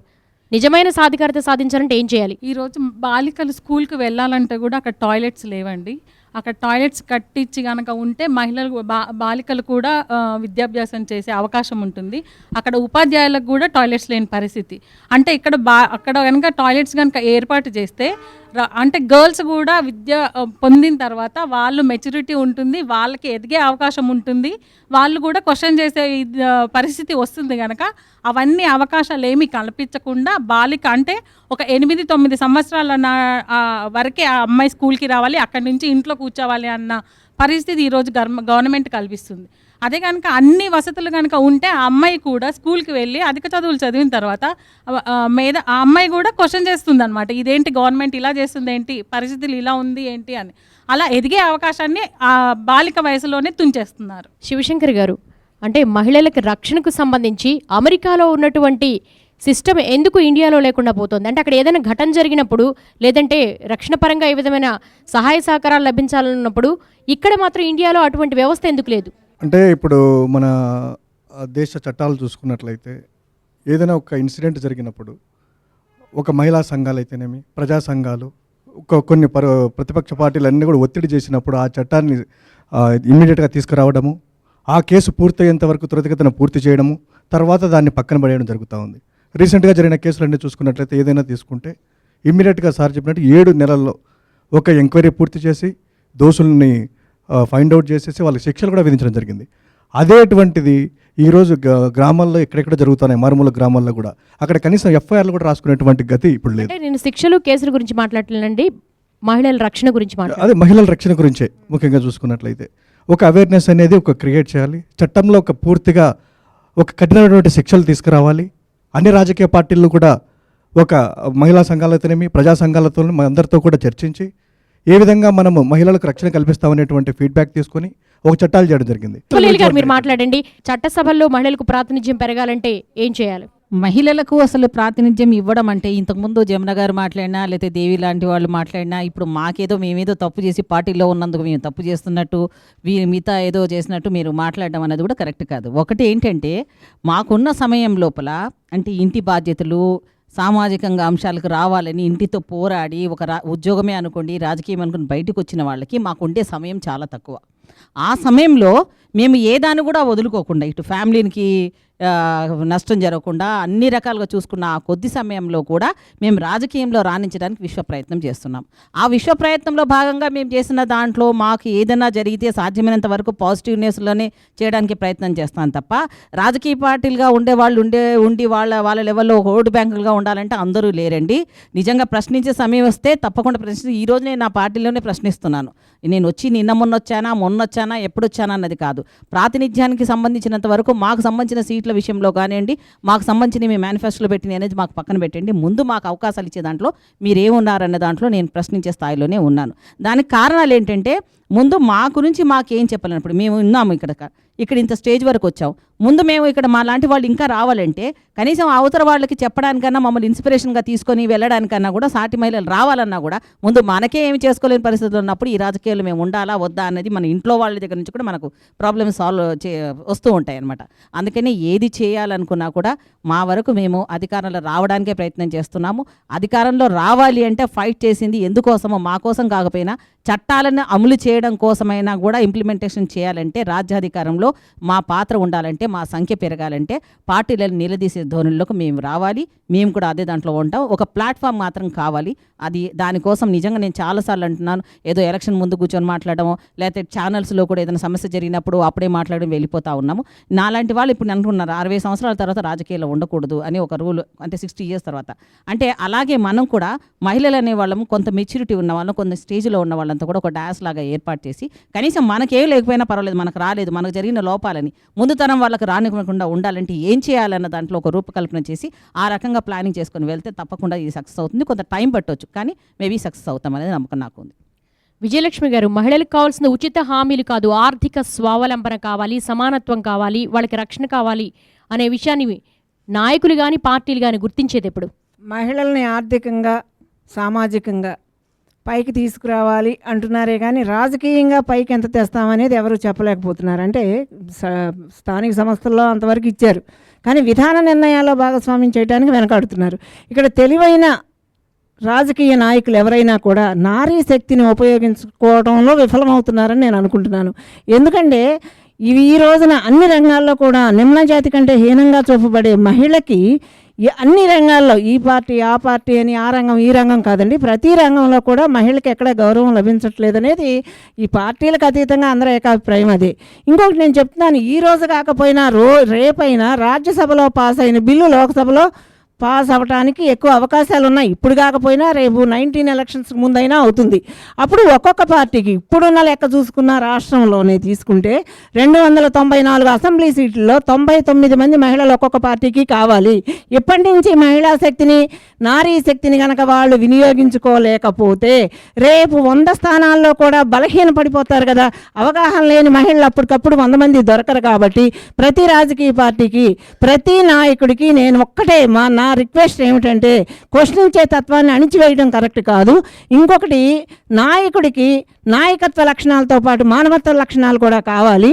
మహిళల్ని ఆర్థికంగా సామాజికంగా ఎలా తెచ్చారో రాజకీయంగా అవగాహన ఉన్న మహిళలను ఎదగనిస్తేనే రేపు రాబోయే మహిళా బిల్లులో కూడా సమర్థవంతమైన నాయకులు వచ్చి ఆ పార్టీలు బలోపేతం అవ్వడానికి మహిళా శక్తి ఉపయోగపడుతుంది. కాబట్టి ప్రతి రాజకీయ పార్టీ మహిళని నారీ శక్తిని నిర్వీర్యం చేయకుండా వాడుకోవాలని నేను మరీ డిమాండ్ చేస్తున్నాను, రిక్వెస్ట్ చేస్తున్నాను కూడా. అదే సమయంలో మనందరం కూడా ఇలాగే యూనిటీగా మన హక్కుల కోసం మనం ఇక్కడ మనం మా పార్టీ మీ పార్టీ కాదండి, ప్రతి పార్టీకి మనం డిమాండ్ చేయవలసింది ఏమిటి అంటే మహిళా శక్తిని మీరు ఎందుకు వినియోగించుకోలేకపోతున్నారు, ఎందుకు నారీ శక్తి నిర్వీర్యం అయిపోవడానికి దోహదపడుతున్నారు అని మనందరం కూడా డిమాండ్ చేయవలసిన అవసరం ఉందండి.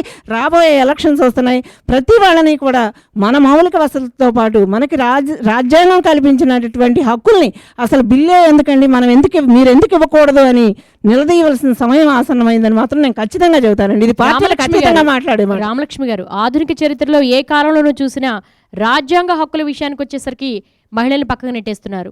లోపం ఎక్కడుందంటారు? ముఖ్యంగానండి ఇప్పుడు ఇంతమంది మాట్లాడిన తర్వాత మనకు ఒకటి అర్థమవుతుంది చాలా క్లియర్గా. అన్ని పార్టీల్లో రాజ్యాంగం ఏదైనా రానివ్వండి, ఏదో టోకెన్ ఒకటి రెండు ఆడవాళ్ళు లేకపోతే అక్కడ కలర్ ఉండదనో లేకపోతే మరీ బాగుండదనో, మగవాళ్లే పూర్తిగా ఉంటే బాగుండదు కదా, వాళ్ళిద్దరు ఆడవాళ్ళు. ఆ టోకెనిజం నుంచి మనం బయటికి రావాలండి ఫస్ట్. అసలు ఆ టోకెనిజం ఒకటి. చాలామంది ఈరోజు అంటే బయట ఎంత మాట్లాడినా వాళ్ళు మనసులో ఏం ఫీల్ అవుతున్నారో నాకైతే తెలుసండి. చాలామంది ప్రైవేట్గా ఎంతోమంది, ఎందుకంటే మేము లాస్ట్ రిసార్ట్గా ఈ రాజకీయాల్లోకి వచ్చాం. ఎందుకంటే డబ్బు లేదు అక్కడ, డబ్బు సీటు కొనుక్కునే పరిస్థితి లేదు, అక్కడ ఇమిడే పరిస్థితి లేదు, డబ్బు ఎలా సంపాదించుకోవాలో తెలియదు. Everything is revolving around money. ఈరోజు ఏదైనా ఒక పొలిటికల్ పార్టీని ప్రామిస్ చేయమనండి, మేనిఫెస్టోలో పెట్టమనండి, వాళ్ళ పార్టీ కనుక అధికారంలోకి వస్తే గవర్నమెంటే ఎలక్ట్రల్ రిఫార్మ్స్లో గవర్నమెంటే ఎలక్షన్ ఎక్స్పెండిచర్ అంతా బేర్ చేస్తుంది మహిళలకి అని చెప్పేసి ఒక మేనిఫెస్టో పెట్టమనండి. అటువంటి మేనిఫెస్టో ఎక్కడ కనిపించట్లేదు. అంటే మూలాలు, ఇవన్నీ కూడా మూలాలు అనమాట, మహిళలు రాలేకపోవడానికి మూలాలు. రెండవది, చాలామంది మేనిఫెస్టోలో 3-4 మేనిఫెస్టోలు చూశాను నేను ఈ కార్యక్రమానికి రాకముందు. ఎక్కడైనా మహిళల సమస్య వచ్చే ఒక 3% మహిళలు పెట్టు, లేకపోతే 25% మహిళలు పోలీస్ స్టేషన్లో పెట్టు, లేకపోతే మహిళల కోసం మహిళల్ని పెట్టు. I think we should get away with this, you know, all the time women working for the women. Let men work for the women. They should work for the women. They should have commitment for the women. They should take charge for the women's protection. They should take charge for everything that is related to women. నిన్న మొన్న నేను న్యూస్లో చూశానండి, చాలా నచ్చింది నాకు. ఎవరైతే ఎలక్షన్లో కంటెస్ట్ చేస్తున్న క్యాండిడేట్స్ అందరికీ కూడా స్పెషల్ పోలీస్ ప్రొటెక్షన్ ఇవ్వాలి. ఫస్ట్ ఒక సెక్యూరిటీ గార్డ్ని ఇస్తామని చెప్పేసి నిన్న ఎలక్షన్ కమిషన్ నిర్ణయం తీసుకుందనమాట. It is a very welcoming thing. Otherwise contest చేసే విమెన్కే ఈరోజు రక్షణ లేని పరిస్థితుల్లో మన దేశం ఉందండి. These are all very serious issues. I think at the end I appeal to all the people, all the parties, that they should have a commitment. All the men should have a commitment for the women. అది కనుక ఆ commitment ఉంటే అన్ని చోట్ల కూడా మనం ఎంత మాట్లాడుకున్నా అది లేనంత వరకు వచ్చే అసెంబ్లీలో కానీ పార్లమెంట్లో కానీ 10 to 15% కన్నా ఎక్కువ ఉండదండి. ఇంతవరకు అదే ఉంది. కానీ ఆ కమిట్మెంట్ ఉంటే అట్లీస్ట్ 20 నుంచి 25 వరకు వస్తుంది. కానీ ఈరోజు మనకున్న ప్లాట్ఫారం 50% ఉందండి.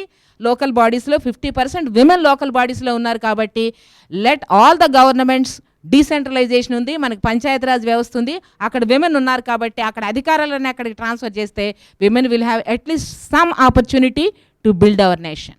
ఓటుకు నోటు అనే సంస్కృతిని పారదోలాలంటే ముఖ్యంగా మహిళా ఓటర్లు ఎటువంటి అవగాహన కలిగి ఉండాలి? వాళ్లకు మహిళా ఓటర్లకు మీరిచ్చే సజెషన్ ఏంటి? మహిళా ఓటర్లు ఎటువంటి అవగాహన కలిగి ఉండాలో వాళ్ళు అటువంటి అవగాహనని తప్పనిసరిగా వాళ్ళు పోరాటంలో ఉన్నారు, జీవిత పోరాటంలో ఉన్నారు. మనకు మాదిరి రౌండ్ టేబుల్ పోరాటాల్లో లేరు. కాబట్టి వాళ్ళు ఎటువంటి చైతన్యం వాళ్ళ జీవితానుభవం నుంచి ఉంటుందో అటువంటి చైతన్యాన్ని కలిగి ఉంటారు, అది ఎన్నికల్లో ప్రదర్శిస్తారు. దాని పట్ల నాకేం అనుమానం లేదు. కానీ రాజకీయ పార్టీలకు ఏ రకమైన తెలివితేటలు ఉండాలనేదే ప్రశ్న. మొట్టమొదటి విషయం, రాజకీయ పార్టీలు మేనిఫెస్టోలు తయారు చేస్తున్నప్పుడు రైతుల సమస్యలు వస్తే రైతు రంగంలో ఎక్స్పర్ట్లు ఎవరో వాళ్ళతో మాట్లాడతారు. విమెన్ విషయంలో కూడా ఆ పని చేయండి. క్షేత్రస్థాయిలో పనిచేస్తున్న వాళ్ళు లేకపోతే ఉద్యమాల్లో పనిచేస్తున్న వాళ్ళని సలహాలు తీసుకోండి మీకు అర్థం కాకపోతే. లేదు, కనీసపక్షంగా మీ పార్టీలో పనిచేస్తున్న మహిళలు ఎవరైతే ఉన్నారో వాళ్ళ నుంచన్నా ఫీడ్బ్యాక్ తీసుకోండి ఏం పెట్టాలి అనే విషయం మీద. మీరే చెబితే దాన్ని జిందాబాద్ కొట్టే వాళ్ళని మాత్రం ఫీడ్బ్యాక్ తీసుకోకండి.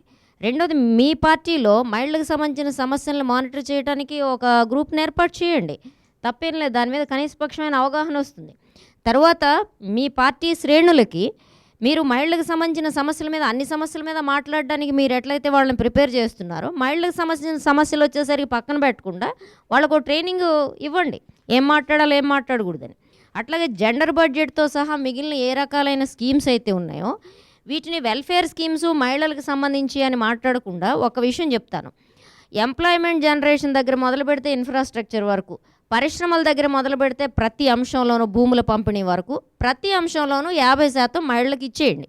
ఇది కాకుండా మహిళలు ప్రత్యేకమైన వివక్షతను ఎదుర్కొంటున్నారు కాబట్టి ప్రత్యేకమైన వెల్ఫేర్ స్కీమ్స్ ఏవైతే ఉన్నాయో ఈ వివక్షతను ఎదుర్కోవడానికి ఏర్పాటు చేయండి. తర్వాత 30% మీరు 50% రిజర్వేషన్స్ ఇచ్చామని గొప్ప చెప్పుకోవడం కాదు, 30% ఫండ్స్ ఇస్తామని కాంగ్రెస్ పార్టీ 2004లో లోకల్ బాడీస్ ప్రామిస్ చేసింది, ఇంతవరకు ఏం లేదు. 30% ఇస్తా ఉన్నారా, బీజేపీ వాళ్ళు 40% ఇస్తా ఉన్నారా, ప్రధాన పార్టీలు ఏవైతే ఇస్తా ఉన్నారో దీంట్లో ఇంతవరకు 29 అంశాలు లోకల్ బాడీస్కి వెళ్ళేవి. మీరు పవర్స్ ఇచ్చారు తప్ప ఫండ్స్ ఇవ్వలేదు, ఫంక్షనరీస్ని ఇవ్వలేదు. ఈ రెంటిని వెంటనే డిస్ట్రిబ్యూట్ చేస్తామనే అంశాన్ని చేర్చండి. ఎందుకంటే విమెన్ 50% ఉన్నప్పుడు ఫండ్స్ లేకుండా వాళ్ళు ఏం చేస్తారు, అక్కడ పెర్ఫార్మెన్స్ చెయ్యండి. దాంతోపాటు ప్రతి స్కీమ్కి టైం ఫ్రేమ్ పెట్టండి. మేము ఈ కాలంలో ఇది సాధిస్తాం, ఇదిగో ఏడాది కాలంలో ఇంతమందిని మేము ఇది చేస్తాం లేకపోతే అది చేస్తాం, మీ టార్గెట్ పెట్టండి. మీరు ఏది చేయగలరో, మీకు ఏది ఆచరణ సాధ్యం అంతవరకే పెట్టండి. తర్వాత women rights bill Varma commission చెప్పింది, ఆ వర్మ కమిషన్ చెప్పిన విమెన్ రైట్స్ బిల్ సంగతి తేల్చండి. స్టేటస్ ఆఫ్ విమెన్ రిపోర్టు 87లో వచ్చింది, ఇప్పటి వరకు మళ్ళీ ఇండియాలో స్టేటస్ ఆఫ్ విమెన్ రిపోర్ట్ లేదు. దాని మీద మీరు స్టడీ చేస్తారో లేదో తేల్చండి. పాలసీ అంటే అది మిమ్మల్ని పార్లమెంట్లో కూర్చోబెట్టేది మురుక్కాలలో ఖాళీ చేస్తామని కాదు చావటానికి, లేకపోతే వెల్ఫేర్ స్కీమ్స్ గురించి కాదు. విధాన నిర్ణయాల్లో మీరేం చేయబోతున్నారండి. ఫైనల్గా ఇవాళ రాజకీయ పరిస్థితి చాలా సున్నితంగా ఉంది, చాలా ప్రమాదకరంగా కూడా ఉంది. ఒక పక్కన కార్పొరేటు బహుళజాతి సంస్థలు స్పాన్సర్ చేస్తున్న అడ్వర్టైజ్మెంట్ క్యాంపెయిన్ని మనం ప్రతి నిమిషం ఎలక్ట్రానిక్ మీడియాలో చూస్తున్నాం, సోషల్ మీడియాలో చూస్తున్నాం. ఈ స్పాన్సర్డ్ విదేశీ స్పాన్సర్డ్, మళ్ళీ స్వదేశీ కూడా కాదు, కార్పొరేట్ సంస్థలు, కరప్షను, అవినీతి ఏదైతే మనం పెద్ద ఎత్తున మాట్లాడుకున్నామో, రాజకీయాల్లో ఏదైతే ఇది కీలకమైన పాత్ర పోషిస్తుందో ఈ అవినీతి. మూడో అంశం caste and communal rights. Muzaffar Nagar కావచ్చు, లేకపోతే ఇంకోటి కావచ్చు, సిక్ కావచ్చు, లేకపోతే గోద్రా కావచ్చు, ఏదన్నా కావచ్చు, ఈ కులానికి ఖైర్లాంజీ దగ్గర మొదలు పెడితే వాకపల్లి దాకా వీటన్నిటికీ ఈ రైట్స్ అన్నిటిలో ప్రధానమైన బాధితులు స్త్రీలే, గ్యాంగ్ రేప్స్ దగ్గర మొదలు పెడితే అన్ని విషయాల్లో. కాబట్టి ఈ communal rights, corruption and corporatisation ఈ మూడిటి కాంబినేషన్లో స్పాన్సర్షిప్ నడుస్తోంది రాజకీయాల్లో. ఇది చాలా ప్రమాదకరమైన ధోరణి. ఈ మూడిటికి బాధ్యత ఎవరైతే ఉన్నారో వాళ్ళని మాత్రం ఈసారి ఎన్నికల్లో ప్రజానీకం, మహిళలు తిరస్కరించాల్సిన అవసరం. ఈసారైనా చిత్తశుద్ధితో మహిళా సమస్యల మీద లేదంటే మహిళా బిల్లుకి మోక్షం లభిస్తుందని మహిళలు ఆశపడచ్చా? తప్పకుండా ఆశపడచ్చండి. ప్రపంచంలో అతిపెద్ద ప్రజాస్వామ్య భారతదేశంలో రాజ్యాధికారం రావాలంటే పార్టీల ద్వారానే. ఏదో ఒక పార్టీ, మనకి 2 పార్టీలు బలమైన పార్టీలు ఉన్నాయి, 4-5 పార్టీలు ఉంటాయి, కంబైండ్ అన్నా ఏదన్నా మొత్తమైన పార్టీలను దుమ్మెత్తి పోసుకుంటే వచ్చేది ఏమీ లేదండి. ఇండివిజువల్స్ పోనీకి వాళ్ళు కష్టపడి నెగ్గిపోయి వచ్చేసి మాట్లాడితే బాగుంటుంది. అనవసరంగా పార్టీలు దుమ్మెత్తిచ్చి పార్టీ నాయకులు ఏదో యాంటీ వీళ్ళలాగా, వాళ్ళకి ఏమీ మానవత్వం లేనట్టు, వాళ్ళు ఏమో మహిళలకి పక్షపాతులు కానట్టు అంటే ప్రజలు పట్టం కట్టింది మీకేగా చట్టసభల్లో పోరాటానికి. అందుకని బాధ్యతాయుతంగానే చేస్తున్నారు, వాళ్ళు చేయట్లేదు అనలేదు. వాళ్ళు ఏమో మహిళలకు వ్యతిరేకంగా వాళ్ళు పనిచేస్తారు అనుకుంటే మాత్రం వాస్తవ దూరం అండి. ఏ మహిళ కూడా ఒక లెజిస్లేచర్లో ఉన్న, పార్లమెంట్లో ఉన్న మహిళలకు పక్షపాతిగానే ఉంటుంది. సామాజిక వేత్తలు వాళ్ళకి ఎంత ఉంటుందో వాళ్ళకి రెట్టింపు వీళ్ళు నెగ్గి వచ్చి వస్తారు. అంత ఈజీ కాదండి నెగ్గి రావాలంటే. వాళ్ళు ప్రజలతో కష్టసుఖాలు, పార్లమెంట్ అంటే 7 అసెంబ్లీలు నెగ్గాలంటే ఊరినే కాదండి, ఒక అసెంబ్లీ నెగ్గడమే కష్టము. ఒక సర్పంచ్ ఆ ఊర్లో ఎంతో కష్టపడితే, ఆమెకి ఎలాంటి చదువు లేకపోయినా ఆ సర్పంచ్ మరుగుదొడ్లు ఎవరో అన్నారు ఇందాక, మరుగుదొడ్ల కోసం సర్పంచ్ ఎంతో ఫైట్ చేస్తుంది. నేను DDRస్లో చూశాను. ఈ ఎంపీటీసీ, జడ్పీటీసీ 50% రిజర్వేషన్ వల్ల, రాజ్యాధికారం ఇవ్వటం వల్ల మహిళకి వాళ్ళు ఎంత ఫండ్స్ ఉన్నాయి, జిల్లా పరిషత్ చైర్మన్తో పోరాడి ఇంత ఫండ్స్ ఉన్నాయి, మాకు ఎంత ఇస్తావు, మా మరుగుదొడ్లకి ఎంత ఇస్తావు, మాకు స్కూల్స్కి ఎంత ఇస్తావు, మాకు నల్లలకి ఎంత కావాలి, ఇన్ని పోరాడుతున్నారు. వాళ్ళు ఏమి కూర్చోలేదండి. రాజకీయ నాయకులు, నెగ్గినోళ్ళు రాజకీయ నాయకులు బాగా పోరాడుతున్నారు. వాళ్ళు ఏమి పనికి మాలినోళ్ళు కాదు, వాళ్ళు ఏమో మహిళలకు అన్యాయం అయితే ఎర్రి మొక్కలు వేసుకుని చూసిన వాళ్ళం కాదు. మేము చాలా కష్టపడుతున్నారు, పనిచేస్తున్నారు. వచ్చే లిమిటెడ్ అండి. వాళ్ళకి ఎన్ని పర్సెంటేజ్ ఇస్తున్నారు? 8% కూడా లేవు మాకు అసెంబ్లీలో, పార్లమెంట్లో. ఇది రిజర్వేషన్ ఉన్నాయి కాబట్టి ఇచ్చారు అక్కడ 50%. ఈ 8%, 9% ఉన్నా కూడా అవి రావటం కూడా కష్టం. వాళ్ళు ఎందుకు తాపత్రయపడుతున్నారంటే, వాళ్ళు ఆ లైన్, ఇందాక పుష్పలీల గారు అన్నట్టు ఆ లైన్లోకి వచ్చారు. దాంట్లో సక్సెస్ కాకపోతే, నువ్వే సక్సెస్ కాలేదు, నువ్వు రాజకీయాలు రమ్మంటున్నా మేమేమంటారనమాట. దానికోసం వాళ్ళు సక్సెస్ కోసం వితిన్ ద మెన్తో పోరాడి, ఏ లేడీని, చదువుకున్న లేడీని పార్టీలో అంత ఈజీగా వాళ్ళు యాక్సెప్ట్ చేయరు. తెలివి ఉన్న మహిళ అంటే అందరికీ పార్టీలో కూడా ఇదే వాయిస్ ఉండి క్వశ్చన్ చేస్తే వాళ్ళు ఎవరు ఊరుకోరు. అంటే సంఖ్యాబలం తక్కువగా ఉంది కాబట్టి చట్టసభల్లో పోరాడలేకపోతున్నా అంటారా? విత్ ఇన్ ద పార్టీ నాయకులతో ప్రెసిడెంట్ మీరంటే ఏకో నారాయణ ఉంటారు, మీరు వేర్ ఈగిల్స్ డేర్ లాగా ఉంటారు. మాకు అలా కాదు, విత్ ఇన్ ద పార్టీలో కూడా మేము క్వశ్చన్ చేస్తున్నాం వాళ్ళని. నేను క్వశ్చన్ చేశానండి పెద్ద పెద్ద నాయకుల్ని, వాళ్ళ నాయకుడిని నేను లేడీ వాళ్ళు ఎంతో ఇది భయంకరమైన నేను ఎదిరించి మాట్లాడాను ఆయనతోటి. అలా ఎవరు చేయలేరు అంత. నాకు ఎన్నో థ్రెటనింగ్ చేసినా కూడా నేను నిర్భయంగా మాట్లాడాను. ఎందుకంటే అలా మేము చేస్తున్నాం. మేము ఏమేదో పనికి మాలినోళ్ళు అనుకుని కేవలం సామాజికవేత్తలే గొప్పవాళ్ళు, రాజకీయ నాయకులు మహిళలు పనికి మాలినోళ్ళు అనుకుంటే రైట్ అండి. ఇక్కడ ఎవరు గొప్ప అన్నది కాదు కాన్సెప్ట్, బాధాకరం అది. ఎందుకంటే మేము చాలా కృషి చేస్తున్నాం. వాళ్ళు లిమిటెడ్ ఉంటుందండి రాజకీయాల్లో రావటం. ఎందుకంటే ఒక రాజకీయంలో ఉంటే ఒక ప్రధానమంత్రి కానీ ముఖ్యమంత్రి కానీ 10-100 మంది సామాజికవేత్తల కన్నా బాగా చేయగలరు. పవర్ ఉంది వాళ్ళ దగ్గర. They can do anything. Funds వస్తాయి. ఒక నాగార్జున సాగర్ డ్యామ్ కట్టాలంటే సామాజికవేత్త కట్టలేరండి, రాజకీయంలో ప్రైమ్ మినిస్టరే కట్టగలుగుతాడు. కాబట్టి అలాంటి వాళ్ళని కూడా మనం వాళ్ళని కూడా సపోర్ట్ చేసుకోవాలి. సామాజికవేత్తలు కూడా కావాలి, క్వశ్చన్ చేయడానికి కావాలి. మీరు ఇట్లా చేయట్లేదే వాళ్ళకి ప్రతిపక్షానికి. రైట్. ఆర్సీ రెడ్డి గారు మీరు చెప్పండి, మహిళా సాధికారతని ఇప్పటిదాకా మనం మాట్లాడుకున్నాం, అది సాకారం అవ్వాలంటే ఏ విధంగా సహకారం కావాలంటే ఒకటి ప్రజా ఒత్తిడి అండి, ఇంకోటి వ్యవస్థాపరమైన మార్పులు కావాలి. ఏంటంటే ఇప్పుడు అమెరికాలో 24 రాష్ట్రాల్లో ప్రజలు చట్టాలు చేసుకోవచ్చు, మన దేశంలో ఆ అవకాశం లేదు. అది చాలా అవసరం ఉంది. అలానే విధానాల నిర్ణయం కూడా ప్రజలు చేసుకుంటారు. మనది పాక్షిక ప్రజాస్వామ్యము, 5 సంవత్సరాలకు ఒకసారి ప్రజాస్వామ్యము. అలా కాకుండా భాగస్వామ్య ప్రజాస్వామ్యం అండి, పార్టిసిపేటరీ డెమోక్రసీ అంటారు. పార్టిసిపేటరీ డెమోక్రసీ అంటే ప్రజలకు విధానమైన నిర్ణయాలు తీసుకుంటే అధికారం ఉండాలా, అలా చట్టాలు చేసుకుంటే కీలకమైన చట్టాలు చేసుకుంటే అధికారాలు ఉండాలండి. ఇలాంటివన్నీ కూడా చేసుకునేదానికి వీలుండదు. ఈ ప్రజాస్వామ్యం మీద 5 సంవత్సరాలకు ఒకసారి ప్రజాస్వామ్యం. ఈ ప్రజాస్వామ్యంలో మహిళలకు కావాల్సింది చేసుకోవాలంటే ఒత్తిడి మీద ఆధారపడి ఉద్యమాలు చేయాలా, ఒత్తిడి చేయాలా, ఈ విధానాలు ఉంటేనే మేము ఓట్లు వేస్తామని చెప్పాలి. అలా చేయకపోతే ఎందుకు చేస్తారు? చేయరు కదండి. కేవలం మాట్లాడేంత రాదు. ఇంకోటి ముఖ్యంగా అందరూ రాజకీయ రిజర్వేషన్లు మాట్లాడుతున్నారు, పేద మహిళల గురించి మాట్లాడుతున్నాము. ముఖ్యంగా పేద మహిళలకు కావాల్సింది ఆర్థిక భద్రత అండి, అది ప్రథమం అండి. ఇటు రాజకీయ రిజర్వేషన్లు కూడా కావాలా, కాకపోతే అక్కడ ధనవంత మహిళలు బాగుపడతారండి. పేద మహిళలు బాగుపడాలంటే అది వాళ్ళకి ఆర్థిక సాధికారత కీలకం. ఆర్థిక అంశాలలో ప్రతి అంశంలో కూడా వాళ్ళకి అక్కడ రిజర్వేషన్లు కావాలి, ఆర్థిక భద్రత కావాలా. ఆర్థిక భద్రత వచ్చినప్పుడు సామాజిక హోదా వస్తుంది, సామాజికంగా మళ్ళీ రాజకీయంగా కూడా ఎదుగుతారనమాట. ఇది రివర్స్లో పోతుంది అనమాట. ఇప్పుడు అందరూ ఉన్న మహిళ సంపన్న మహిళలు మాట్లాడుతున్నారు కాబట్టి కేవలం చట్టసభ సభ్యుల గురించి మాట్లాడుతున్నారు. దయచేసి ఏమనుకోకండి. ముఖ్యమైనది ఏంటంటే పేద మహిళల గురించి మీరు మాట్లాడండి. ధన్యవాదాలు ఆర్సీ రెడ్డి గారు. అలాగే చర్చా కార్యక్రమంలో పాల్గొన్నటువంటి మహిళా నేతలు అలాగే సామాజిక కార్యకర్తలు అనేక అద్భుతమైన అంశాలను మాకు వివరించారు. మీ అభిప్రాయాలన్నింటినీ కూడా వనితా టీవీ వనితా మేనిఫెస్టో ద్వారా ఒక రూపకల్పన చేస్తుంది, దీనికి ఒక స్వరూపాన్ని కల్పిస్తుంది. వచ్చే ప్రభుత్వాలకు వనితా మేనిఫెస్టో రూపంలో వాళ్ళకి ఈ నివేదికని సమర్పిస్తాము.